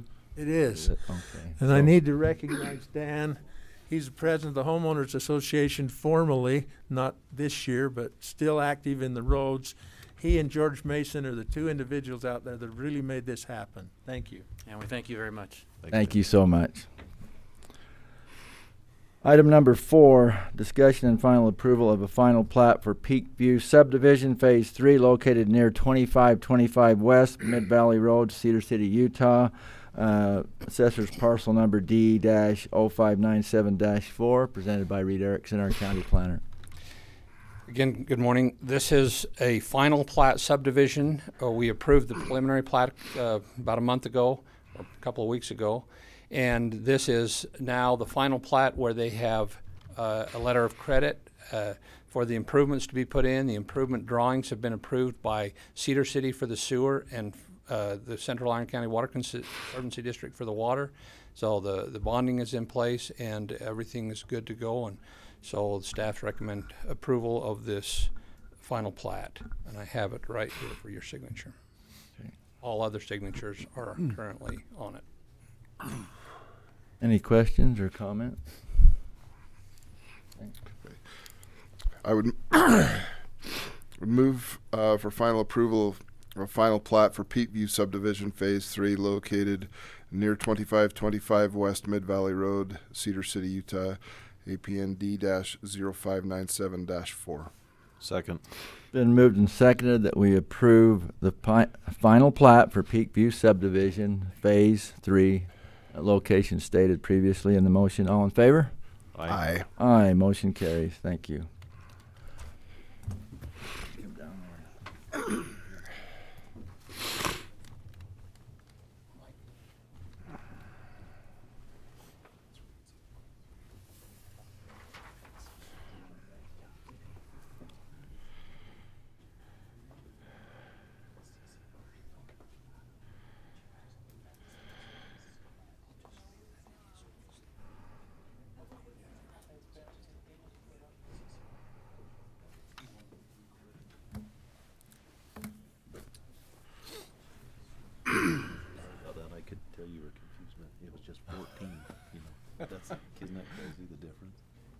honest. It's about as Well, I just assumed you mean, he's 14. I didn't really Bad assumption, but that, oh my heavens, that's amazing. That is just totally amazing.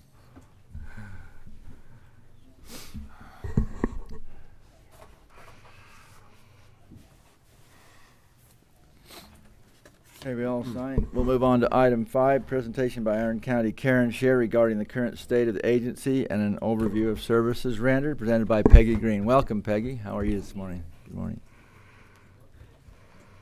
Tim Delaney is the current chair of our board of directors, and he's giving you some light reading material.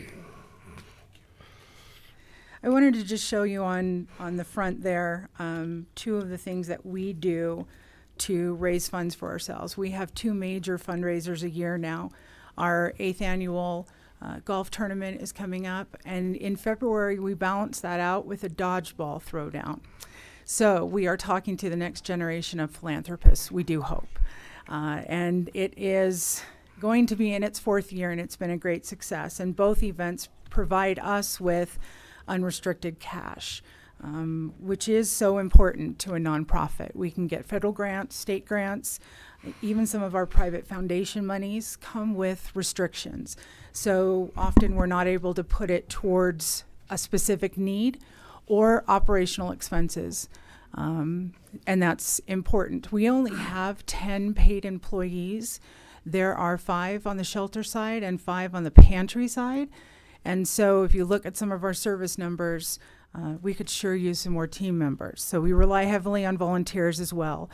Our shelter holds 38 men, women, and children. We have 3 family rooms, and our family rooms are full more often than not, which tells us we have many young families falling into homelessness, and what we find as we go through case management is they fall into homelessness quick. Majority of Americans, and I believe it's near 80%, families cannot withstand a $400 emergency. So they don't have a plan B, and often it's not necessary that they don't know they should have one, it's they just don't have the ability. It's the check-to-check situation. So when we see those families, we scramble to help them get out of homelessness, out of that crisis, and then surround them with wraparounds, just like we do all our other clients, to wrap around services to help them stay out of crisis. Teaching them about a budget, helping them remove things from their budget by giving them food boxes or some health care. Then they can take those expensive things off their plate. We can help them, and then they can help themselves stay self-sufficient. Our food pantry serves 650 families a month, sometimes more, sometimes less. It's between 50 and 80 families per day coming through the pantry. And again, with 2 employees covering the intake and the pantry, we find ourselves short a lot. So that's also where we thank goodness for volunteers, another place. One of the things that I think I'm most proud of, and we don't advertise a great deal, are our daytime services. Our shelter clients exit during the day so they can seek employment, other mainstream benefits, make themselves attached to the community, become great residents. So during the day, we allow anyone in the community to come in to shower, do laundry, grab a sack lunch, and grab water. We have at this time about 18 regulars every day, and they're also able to join us for hot breakfast in the morning and hot dinner. And it's one of the things that concerns us the most. It's a completely unfunded piece of our organization, but it's growing to be very important to the community. So those folks that come in, they are living in storage units, broken down cars, so they have a roof over their head technically, but no running water, no electricity, and we see more and more people living in storage units, and that's of concern to us. One of the other things is homelessness prevention. And we would like to help a family before they fall into homelessness, and we're not always able to do that because of shortness in some of our programs. Just last year, the TANF grant, which is the Temporary Assistance for Needy Families, we used to receive about $300,000 for a 3-year period, and that grant was not granted to Iron County this last funding round. And those are the funds that we kept families in houses with. And so it concerns me. We have a fantastic intergenerational poverty plan that we award monies for to help end intergenerational poverty, which is so crucial. And the plan addresses middle school children to break the cycle. It's an amazing idea, and it will work. And all of the partners that are together are going to make it work. The one thing that concerns me is our inability as an organization and as a county to support the families and the households that those middle school children are going back to.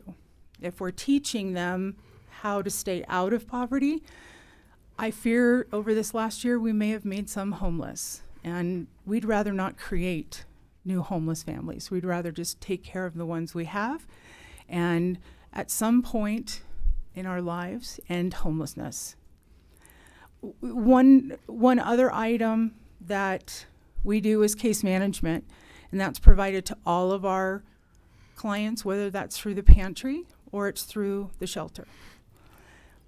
I'm concerned about the drivers to homelessness and hunger as well. The one thing that concerns me is that we have 29 counties in the state of Utah, and Iron County sits 27th with only 2 counties poorer than Iron County, San Juan and Paiute.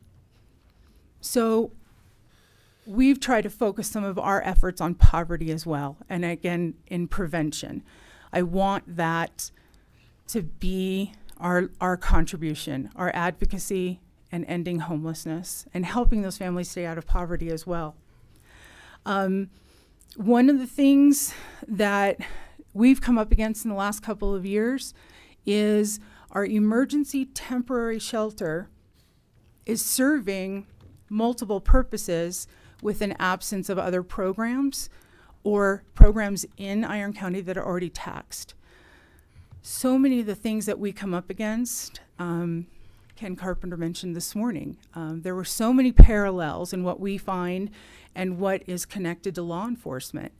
And I fear that by not having an agency that's strong enough to help our residents, we create more inmates and more work and more families in poverty.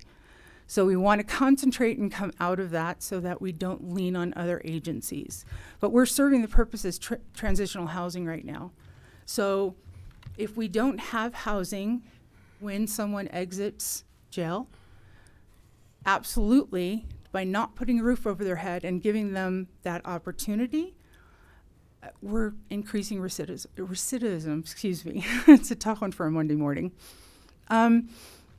We have tremendous partners in the county that I'm very proud to say we all collaborate with well, and we will call on those partners going forward when we're required to become licensed and funds are staying in Salt Lake City and we don't have enough to remain licensed and to have caseworkers that are licensed case managers. We pay our case manager, our housing case manager right now, $15 an hour.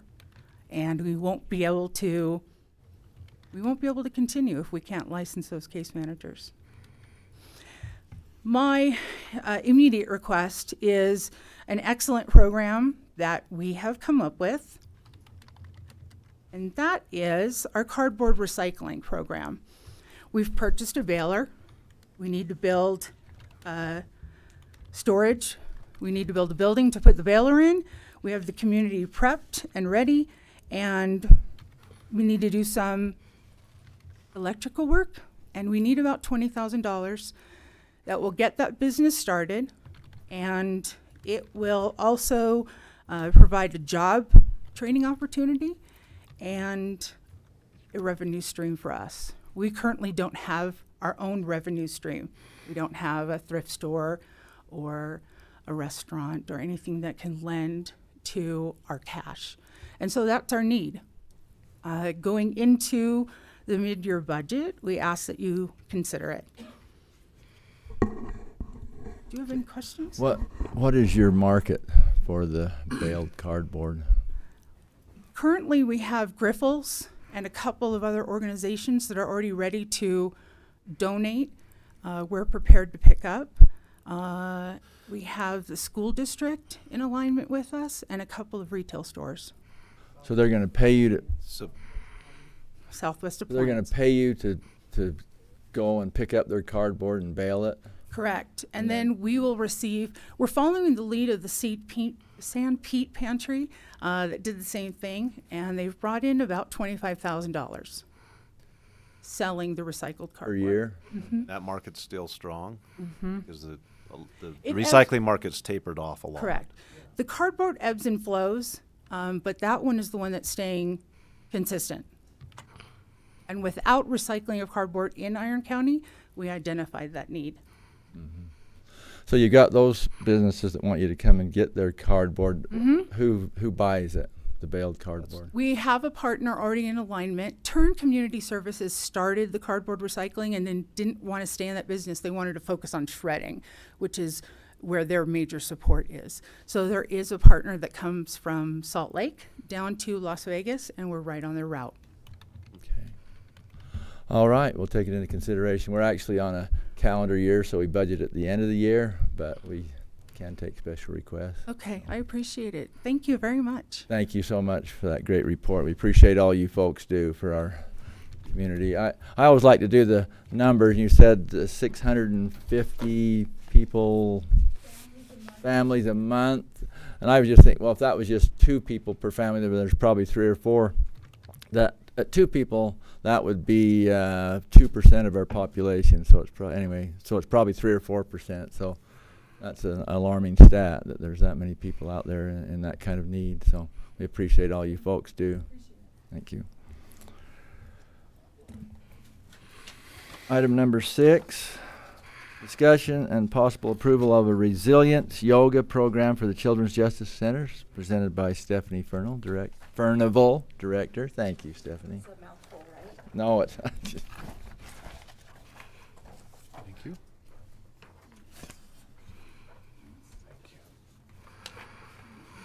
So we've actually, the Friends Board of the Children's Justice Center has actually been providing a yoga class once a week to not only our victims, our children, but also to our multidisciplinary team and our partnering agencies at the Children's Justice Center. And so we started that at the beginning of the year. And I'd like to introduce Chelsea Robinson. She's actually the chair of our Friends Board. She's also our instructor for our yoga and our resilience program as well.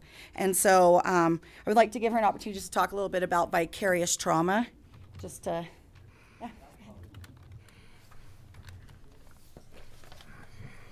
Good morning. I'm Chelsea Robinson. I'm a public school teacher here in Iron County. And over the past year, I've got 3 different yoga certifications, one specializing in trauma and the effects on the body. And so I would love your support in this program as we move forward. I think with vicarious trauma, it's very apparent that it happens, but it's something that we don't have language around. So if you think about like maybe a librarian's job versus a cop's job, or what Peggy does at the Care and Share, there's a lot going on there.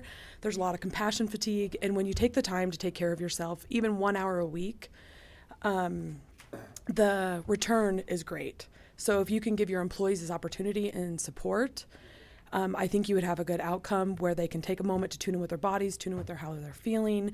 I know a lot of times like you hold stress in your shoulders, hips, things like that. And so this is just my opportunity to help relieve those issues. Thank you. Thank you very much. So for the Children's Justice Center, I have reported to you that we've been working with Safe and Healthy Families, Primary Children's, Brooks Keeshan, who's a clinical director up there, in regards to how trauma affects children and their families. And so within the center, every time a child comes into our facility in order to receive an interview, we also do a survey on them, just a questionnaire, and it's called the Care Process Model. And in that Care Process model, it asks them questions about, like, like how is their sleeping? Are they able to concentrate on things that are going on either at home or at school? Have they thought about suicide? Do they have a plan in place? And you would be surprised how many children that we have actually had to send to the emergency room from the Children's Justice Center because they do have a plan in place, even as young as 7 years old. And the parents having absolutely no knowledge at all that their child has even been contemplating suicide at all. That is one of the things that has really opened our eyes up, considering that Iron County is actually one of the highest counties in the state in regards to our suicide rate, and how the children have been affected by what has happened to them. And so with that program with Safe and Healthy Families, as the CJC, we've been able to sit down with families. We've been able to teach the family on how to do deep breathing techniques, meditation. Safe and Healthy Families has different YouTube videos that we actually sit down with the kids and their families and show them the information, and then we also email them that information as well so that they have it available. There's also some really great, amazing apps that are on phones as well, and of course we always want to be careful when it comes to technology and children, make sure they're being supervised by their family, but some of that is, once again, meditation, deep breathing. Chelsea has been a part of the Children's Justice Center for a really long time. I don't even know exactly how many years. And so she had brought up last year about being interested in providing a yoga program to our children and our families that come to the center, but also a give back to our team members as well. We have a lot of different partnering agencies who are just right there on the very front line in regards to it. Sort of, I was kind of thinking about it, just like a painter. No matter how hard they try to not get paint on them, taking all of the different precautions, you always get paint on you somehow. Same as being a,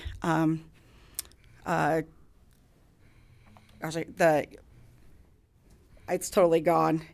A farmer. You go outside. I never get any dirt or grease. Right, exactly. You go out there with your boots on, with your gloves. You still come back in with, dirt on you and other things from animals as well. When we are dealing with trauma, when parents are coming into the center and they are in a crisis, we're kind of that go-to person.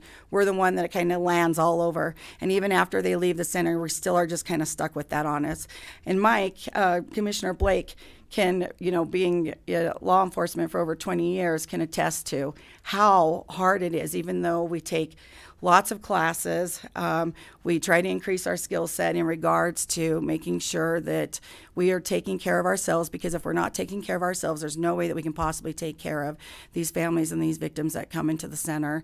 And so this is one more way that we felt as a center that we could continue to give back and support our partnering agencies. In doing so, if you look at the CJC Resilience Yoga, it talks about that our aim is to provide yoga and mindfulness to employees and spouses of Iron County along with other entities, and how we feel that this initiative for Iron County employees could really make a huge difference in people's lives. People look at the Children's Justice Center and say, yeah, absolutely. They've got, they experience vicarious trauma. You look at the Sheriff's Department with our police officers, they're having to respond on site to, trauma that's going on there as well. But I also wanted to point out and mention that there's some other departments within the county as well that I think that sometimes they don't realize how their work is actually affecting them. So their day-to-day work is, it's very stressful. It's very difficult. We are public servants, and we are so grateful for that, to be able to be in a position like that. But it's very important for us to be able to take care of ourselves as well, so that we can be a great public servant. And so I'd like to mention the county attorney's office as a department. They're the ones that actually receive all of the information. They're the ones that have to read the transcripts. They're the ones that watch the videos of a child that's disclosing abuse that has happened to them.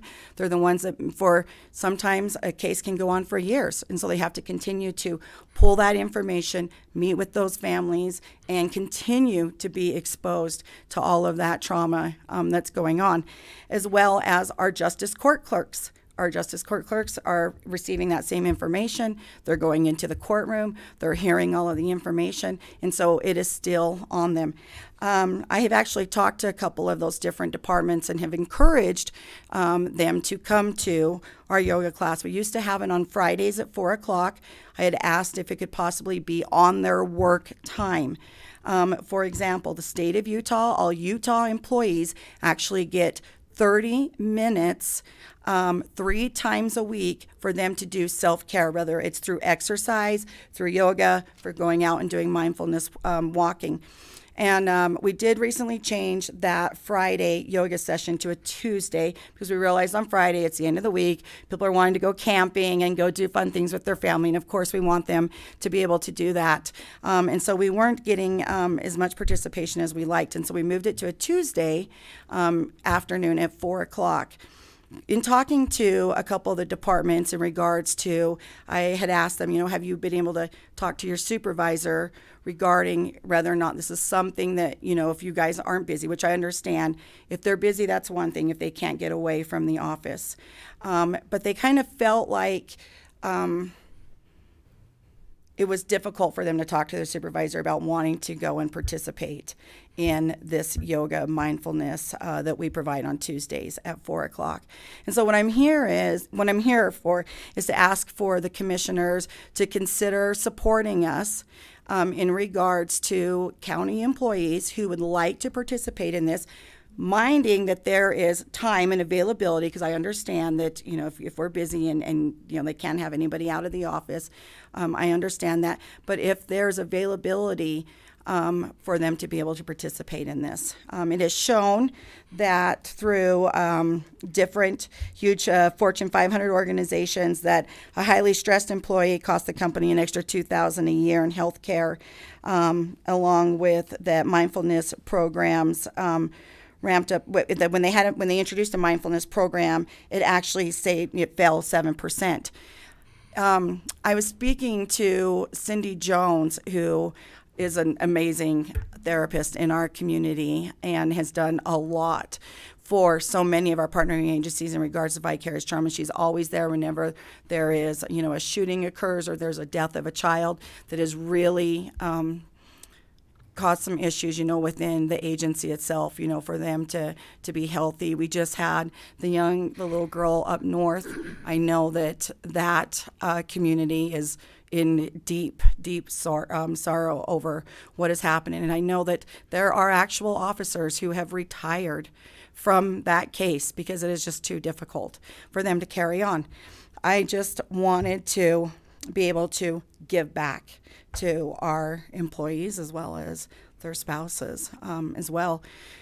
Commissioner Blake, would you like to share a little bit about all your years in investigating child abuse as well as child deaths and just how difficult it is? Thanks for the heads up. I gave you a heads up. Talked to you last week.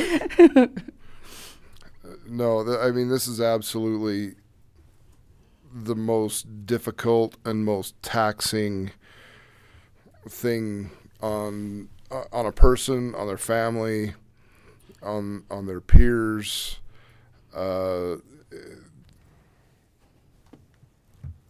It's just I don't know how to describe it. It's really indescribable unless you live and work in that arena. I spent the last 13 years of my career pretty much doing child abuse, sexual abuse, and dead bodies specifically. And I'm all jacked up. With that being said, because of programs like this that have been implemented and because of the research and because of the things that we know now about trauma, I'm not all jacked up. And that's because of things like this that have been offered and that I've taken advantage of just over the last few years. Really, and I don't know that I want speak publicly, about some of my trials, and I don't know that this is the time or place to do that. But literally, therapy and self-mindfulness type of things have, been instrumental in keeping my family together and keeping me a productive member of society. Where there's so many of my peers in law enforcement, child protective services, that literally do not function anymore because of what they've been exposed to. I was exposed to that far longer than I ever should have been. With that being said, I don't regret one single minute of it, or the experience that I've had, or the people that I've met. But without this type of program, this has literally been a lifesaver to me and many of my peers. Again, I've sung Stephanie's praises almost every meeting. She does something worth bragging about Stephanie and the Children's Justice Center and the program. But this is just another piece of the puzzle to try and keep our employees healthy.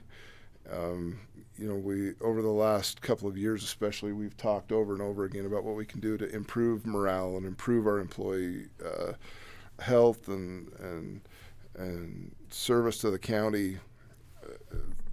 I think this is just this is so cool that I think the CJC Friends Board has been so successful in fundraising and just community awareness type things, that to be able to offer this type of a program to county employees across the board is awesome. And I think it's very commendable to use that to put back into the county. It's very cool. So pretty much what I'm just asking is for your support in this, because Chelsea would like to go to each of the departments, and specifically the ones that I had named, especially the ones that we've identified as they may not realize how much that their work is actually affecting them until a lot of times it's too late. Don't realize I'm not sleeping. I'm having issues, focusing, getting my work done. It all just kind of builds up. That's what I always say is, you can ignore the tar pit as long as you possibly can, but at some point in time it just starts bubbling up, and it shows up in a lot of different places, that you don't realize. And I would like for her to go and speak to each of the department heads, kind of explain what the program is. It's once a week. I'm not asking for every single employee, just if they have availability and if they have interest, and if an employee would like to participate and partake of it, that could be scheduled. We're actually going to put together an actual Google Doc schedule, so they could even, if you had one person in the department that went, once a month even.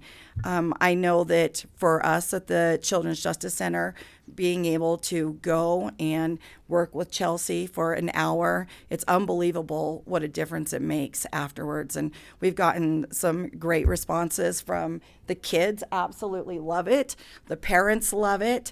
The kids are able to use it at school when they're having a really difficult time on concentrating, or those racing thoughts, those intruding thoughts are coming in, and it's really hard for them to be able to manage that.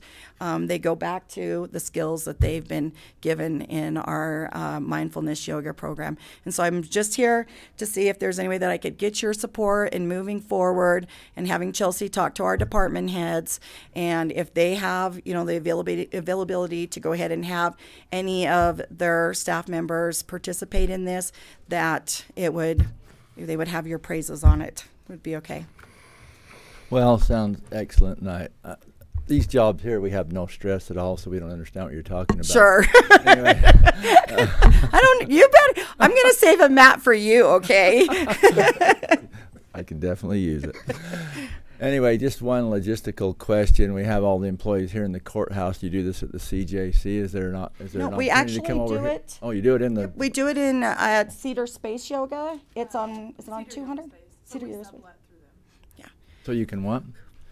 It's actually an actual building. It's on like 200 West. It's called Cedar Yoga Space. And it's there at that facility, so they're welcome to just come over. We chose to go ahead and just go with them, and that way we didn't have to buy all of the supplies or figure out a place to do it or to store all of the supplies. That's definitely an issue that we're even having in the CJC is a lot of storage space. And so they would be welcome to come over and participate in that as well. So I think, we'd probably, if we do this, it'd probably be an hour maximum. So if somebody left here at 4, they could probably be there by 4:15, and that I guess 45 minutes would still be enough to. Yeah, absolutely. Okay, so just wondered about that logistical. We would have to, of course, speak with HR and get a specific county policy towards it, like we have one with mentoring. We allow, as you know, we allow 1 hour per week, or I haven't read the policy in a long time. Anyway, that they can. During work hours, they can mentor somebody, which is the same thing in the reverse, helping somebody else with their problems, and of course that always helps you. So that's a program we already have, and it seems like this would add to that. So anyway, we'll have to have further discussions and formulate a policy, and I'll let the others say whatever they like.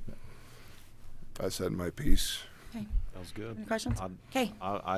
I haven't done a lot of yoga in my life, but we always will have a mat for you. Sure. No, there is no cost. The Friends Board has actually paid for the instruction, and so there is no cost to it as well. Awesome. So. Okay. Thank you both very much. Thank you. It's a high-stress world out there. We need help. We all need help. Thank you.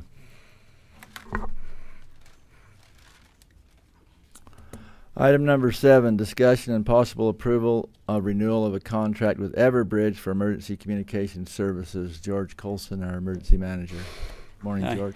Good morning, Commissioner. I am George Colson, County Emergency Manager. I want to go off script a little bit just to follow up on what, and addressing the last speaker. From 2013 to 2015, I was a Broward County, Florida Sheriff Deputy assigned to the Human Trafficking Child Protective Division, and it caused me to leave that after 2 years. I could no longer do that work. It was just emotionally draining. So I support what Commissioner Blake said. It's a hard stuff. So anyway, that's all. I'm just sitting there reliving some of my stuff, just like I'm sure Commissioner Blake does. Anyway, getting back to Everbridge. Everbridge, as you know, you've got the renewal contract, I hope, in front of you. It's our county emergency management notification. It serves almost 18,000 homes in the county and 705 employees. It's coming up for renewal of our contract. Actually, it was due on the 9th, but I talked to him this morning, and if you so desire to continue the service and sign the contract, we'll get it to him. And once they have received it, they will co-sign it and then send us a copy back, and within 30 days, then the bill will be due. There was an increase. It was $18,000 last year. It was increased by $1,650 this year, which will require a budget adjustment. And I've already talked to Dan, and so if that's, we'll go from there. If that budget adjustment is approved, then we'll pay that. And the communities do pay, but as a result of a conversation that Commissioner Adams and I had last commission meeting, I did some research, and absolutely Commissioner Adams was right. There's one community that's not paying. I've reached out to their mayor. He's out of town, and he and I are going to get back together on the 26th of this month and sit down and discuss that. So the cost of the program is offset somewhat by the contributions of the community, Cedar being the biggest one. It's a formula based on population. So, yeah, very fair. Okay, any questions? Comments? No. I would move for approval of the renewal of the contract with Everbridge for emergency communication services. Total 1 year fee in the amount of $19,650. Second. Been moved and seconded that we approve the renewal of a contract with Everbridge for emergency communication services, $19,650 for a 12-month contract. All in favor? Aye. Aye. Motion carries. And I will get with you, John, on getting a signed copy so that I can get. I'm going to get sign off it right now. So right. You'll be.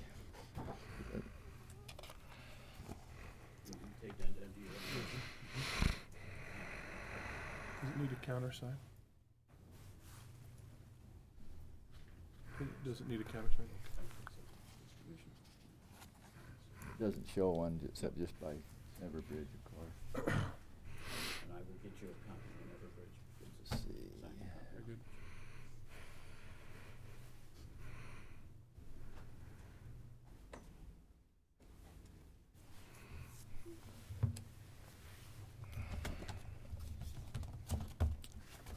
There you go. Thank you very much. Item number 8, presentation. Yeah, she's right there on the ball. Presentation and possible approval of the results of the 2019 delinquent property tax sale held May 23rd of this year, presented by Christine Lauder of the Auditor's Office. Thanks for being here, Christine. Okay, gotta Welcome. catch my breath. I had a run on people and phone calls, so I'd been watching. All right, the tax sale was held on May 23rd this year. And it's nice that we're able to use these facilities instead of outside in the whatever weather is thrown at us.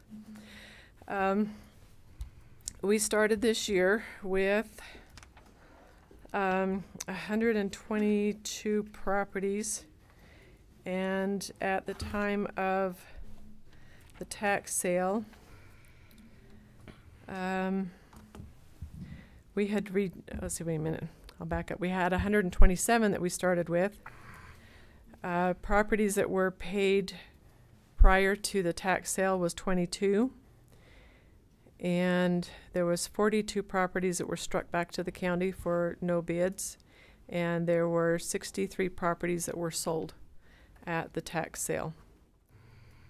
This is the smallest number that we've ever started with in the time that I've been with the county, so it was kind of nice.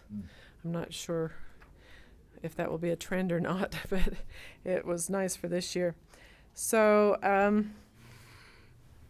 just for the heck of it, we had 103 that registered for the sale, 58 that showed up, and 23 that were successful bidders.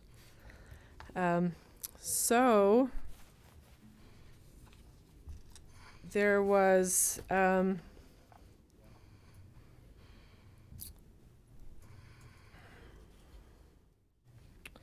let's see, I'm not sure. You should have it because I did not make copies because I know that they loaded it on We've your got system. it on our packet. Okay.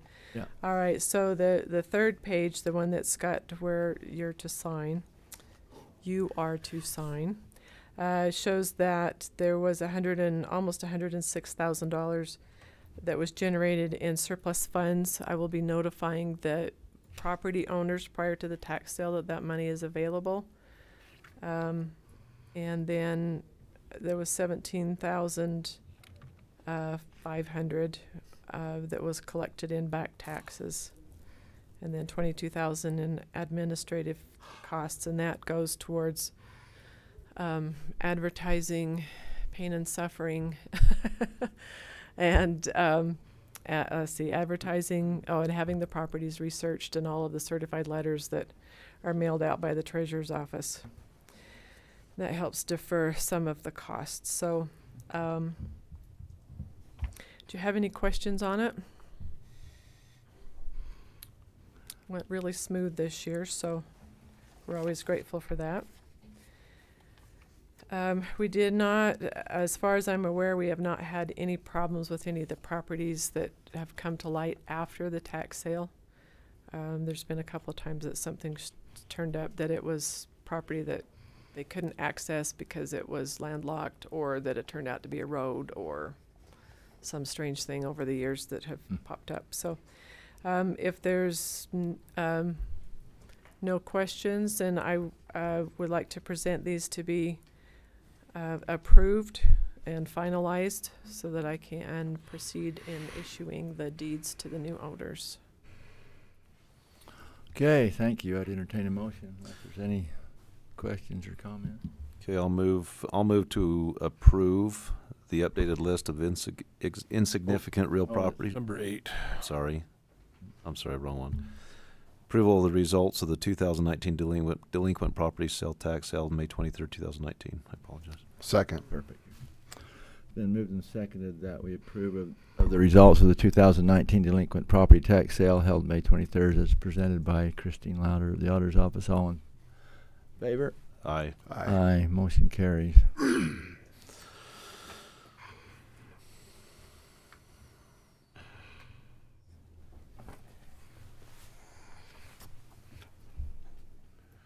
As far as item number 9, Chanel and I really thought we'd have that list ready, and we don't.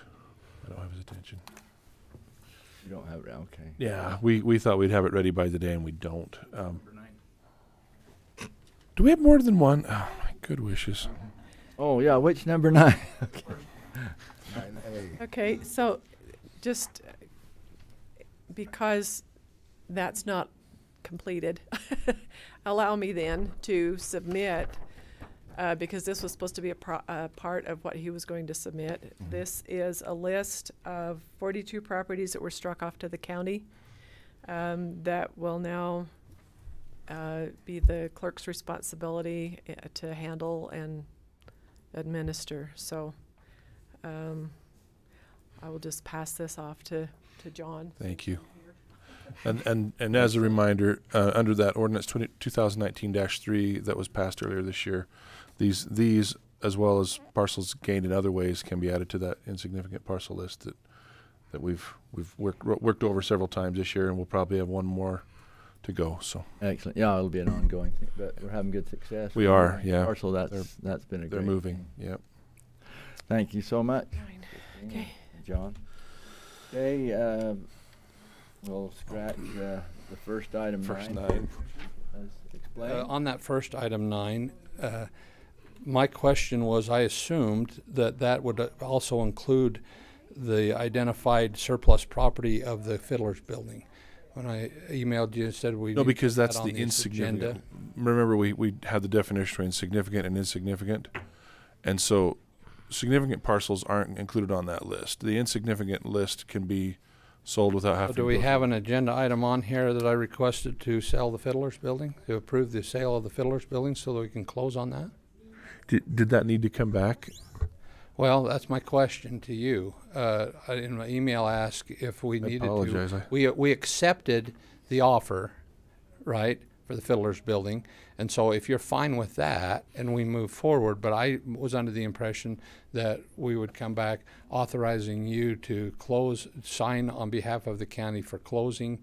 You know, when we talked about who needs to sign, I sent the title company that information, and. What do you think, Mike?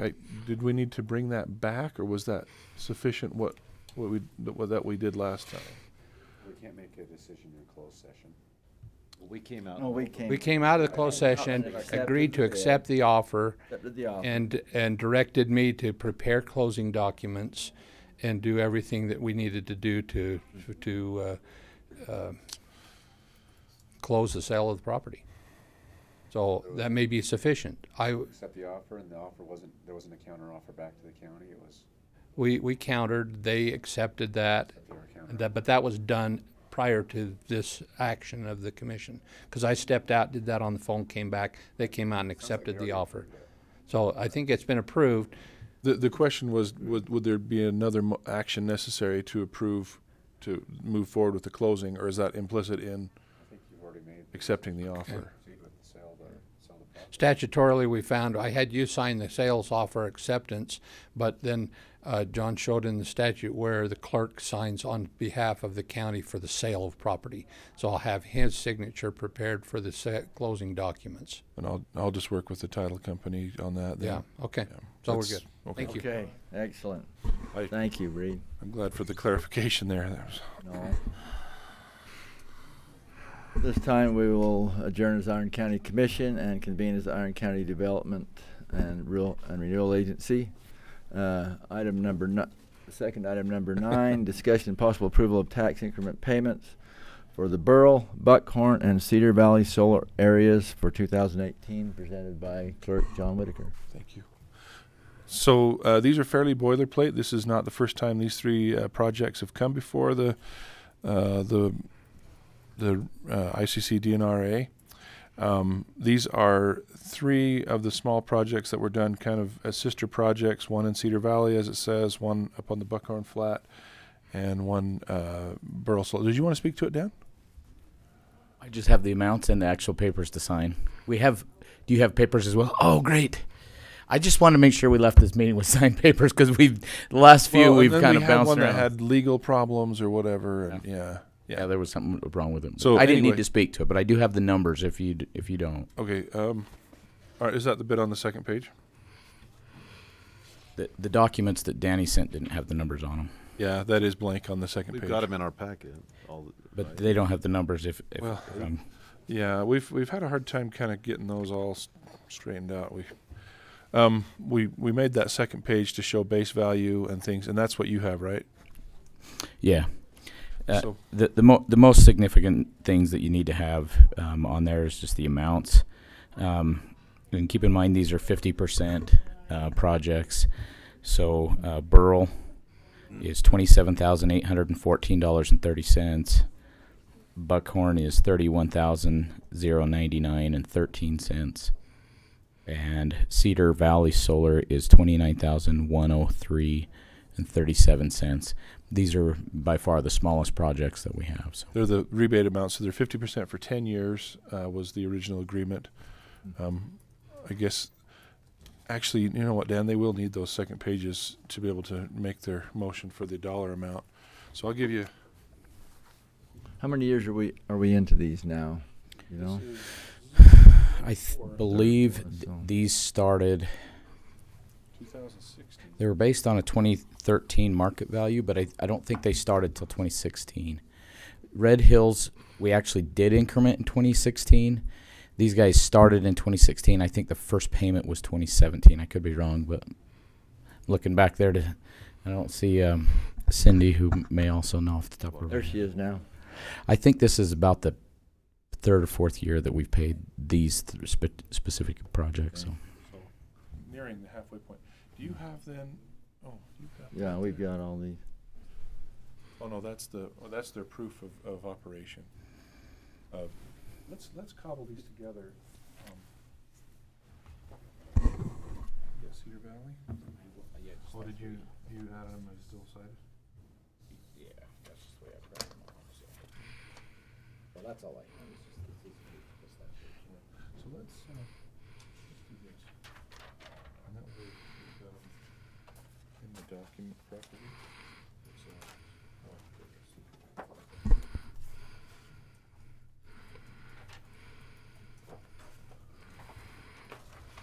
I was preoccupied with getting the legal descriptions right, and I forgot that he had to do with The numbers. the values there.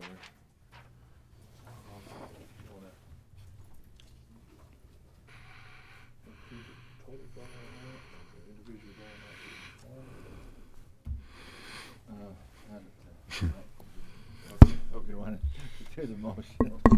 Probably the amount for each one. What is it, 4? Yeah, 3. That right.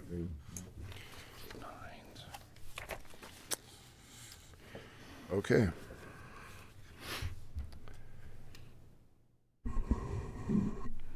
Okay, I would move for approval of tax increment payments for the Burl, Buckhorn, and Cedar Valley solar areas for 2018. the Buckhorn Solar Community Development Project Area for 2018 in the amount of $31,099.13.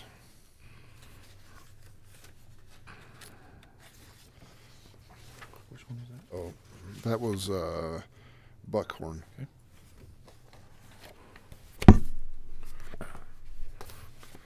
I have these all messed up. For the Cedar Valley Solar Community Development Project Area for 2018, the amount of $29,103.37.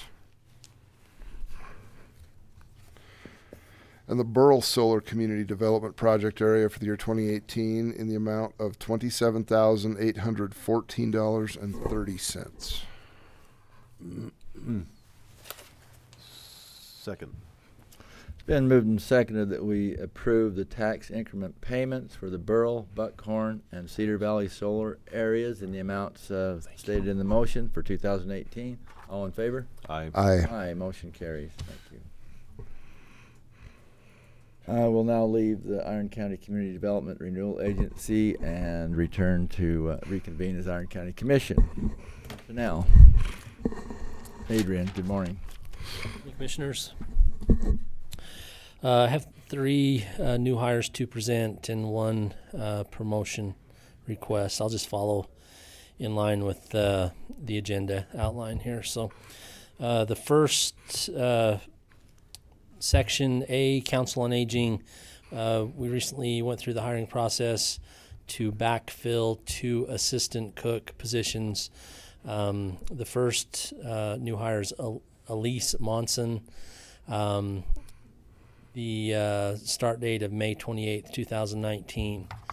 And then a second position, again, with Council on Aging, Jacqueline Francisco, who started with the effective date of June 5th, 2019. Both of those, again, are backfill positions. Under corrections on the agenda, we recently went through the advertising, recruiting, and interview process to backfill the vacant medical technician deputy position. We ended up offering that position to an existing employee, Ryan Sessions, who accepted. So we're moving him into that spot and then opening up another deputy position that we'll work on filling through the roster process. But we asked for the effective date of that, what's in effect a promotion, with the effective date of June 2nd, 2019. So he moves from Deputy 1 to Medical Technician Deputy. And then the last one is the new hire, Weston Walker, to start as a seasonal outdoor maintenance technician with the effective date of June 10th, 2019.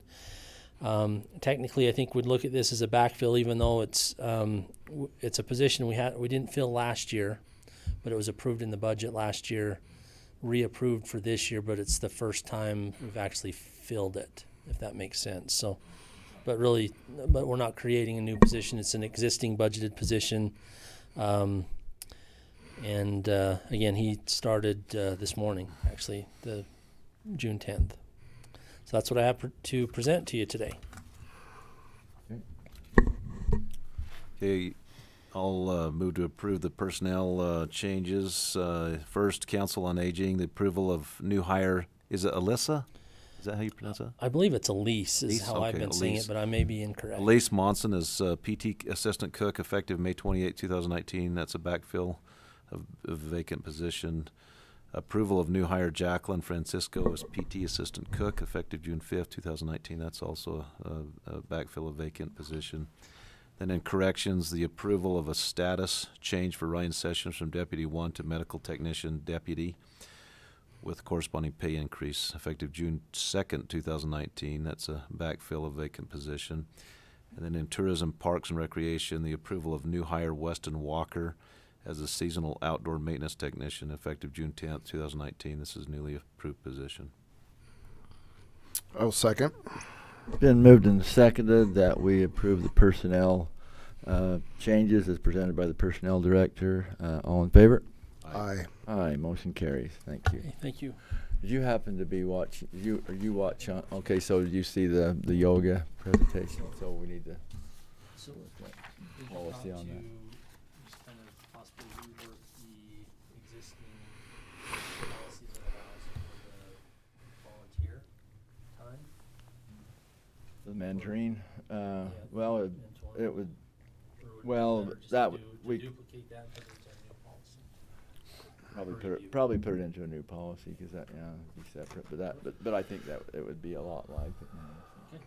Yeah, I'll base it off of that one and then get you maybe a rough draft to look at. And are we just going to allow basically 1 hour for that? Yeah, and you know, and the department head has to approve it. If they're too busy, then they'll, you know, just say no. It just, you know, those kind of things need to be in That's there. kind of how we did the mentoring, is that it has to go through it's got to make sense business-wise. It's very structured, so I'll duplicate that and, yeah, I'll get something sent over to you then. The department heads will probably know when they've got super stressed people, and they'll shove them out. I like how she said that she's got a mat dedicated just for you. Yeah. Right, so I might go just to watch that. He needs it after trying I've to been log getting into a lot his of heat to computer. attend that, and I haven't yet. So. That's great. Okay.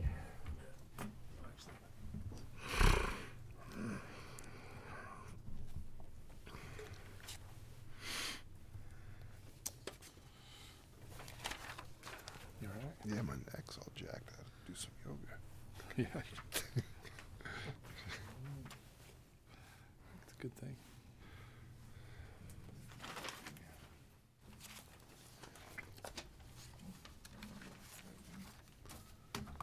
Great, thank you. Thank you very much. Mr. Commissioner, well, or Mr. Chair, well, Adrian's right here. Can I bring up something real quick? Sure.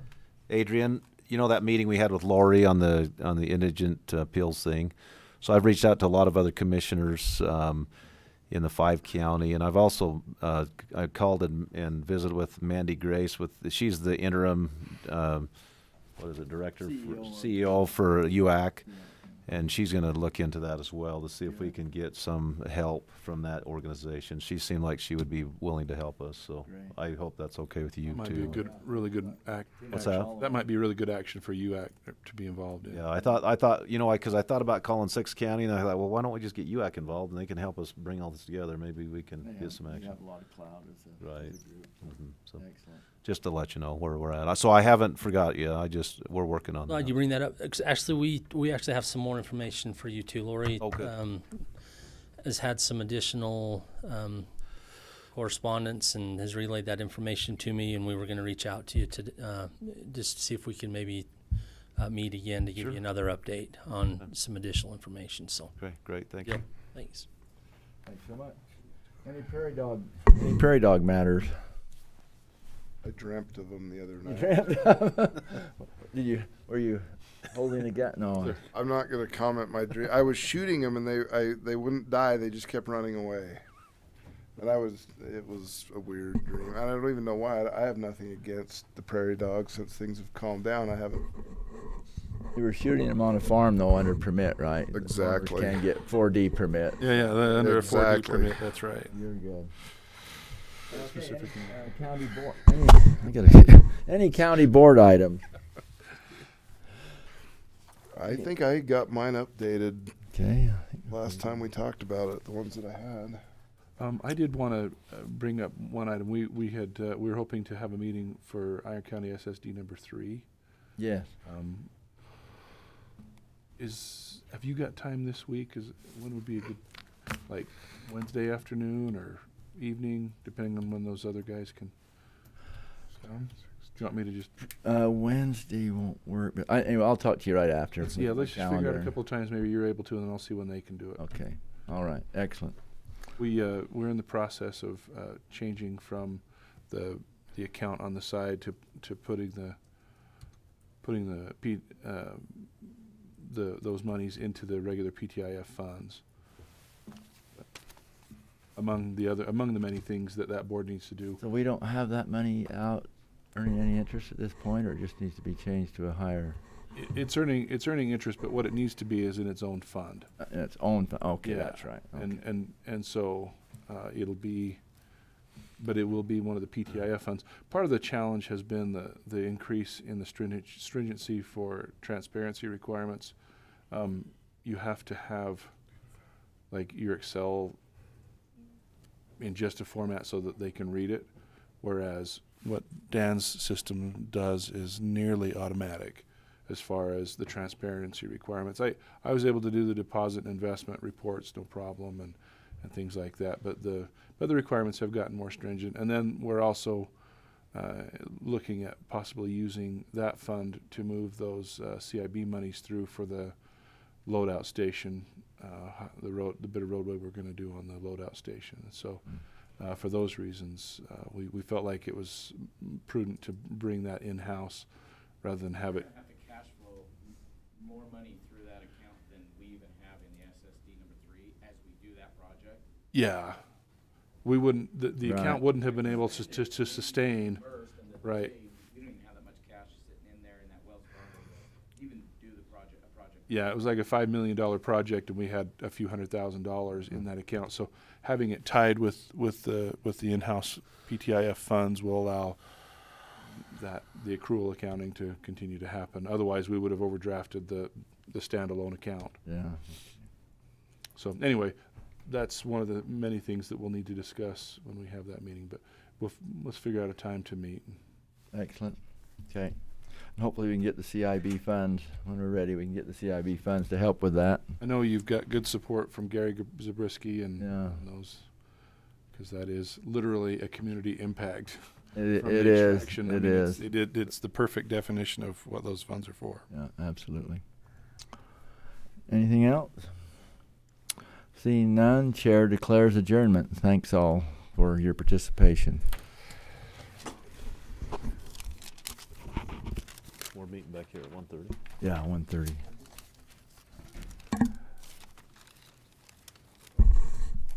How you doing, Harold? Good. I just was hoping to catch Steve before he left, but I guess he's Oh. Cedar City. Whoa. He could still be in the building, but I was in Cedar City a while ago, and they said he was up here. he was. Let me call him real quick. Chasing him all over the county. He might be around looking at the water projects here in this place. Let me call him real quick. If you move it, maybe you can figure out where the button is. Yeah, okay, I got it. But yeah,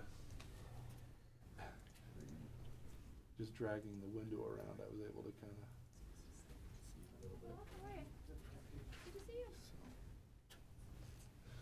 Awesome. Take him right now. I'll just take him right now. copy and then bring you the original. Yeah. He maybe just linger there. Not answering. Oh, hi, Steve. Do you still happen to be in Parowan or close to Parowan?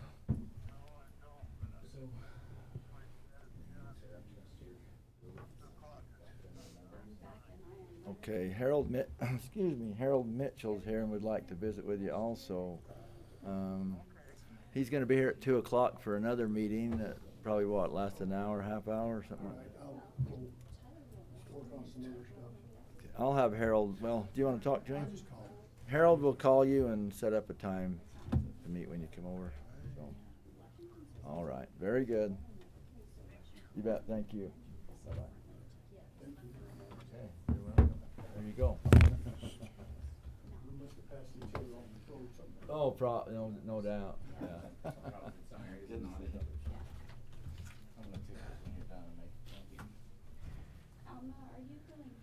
So Mike.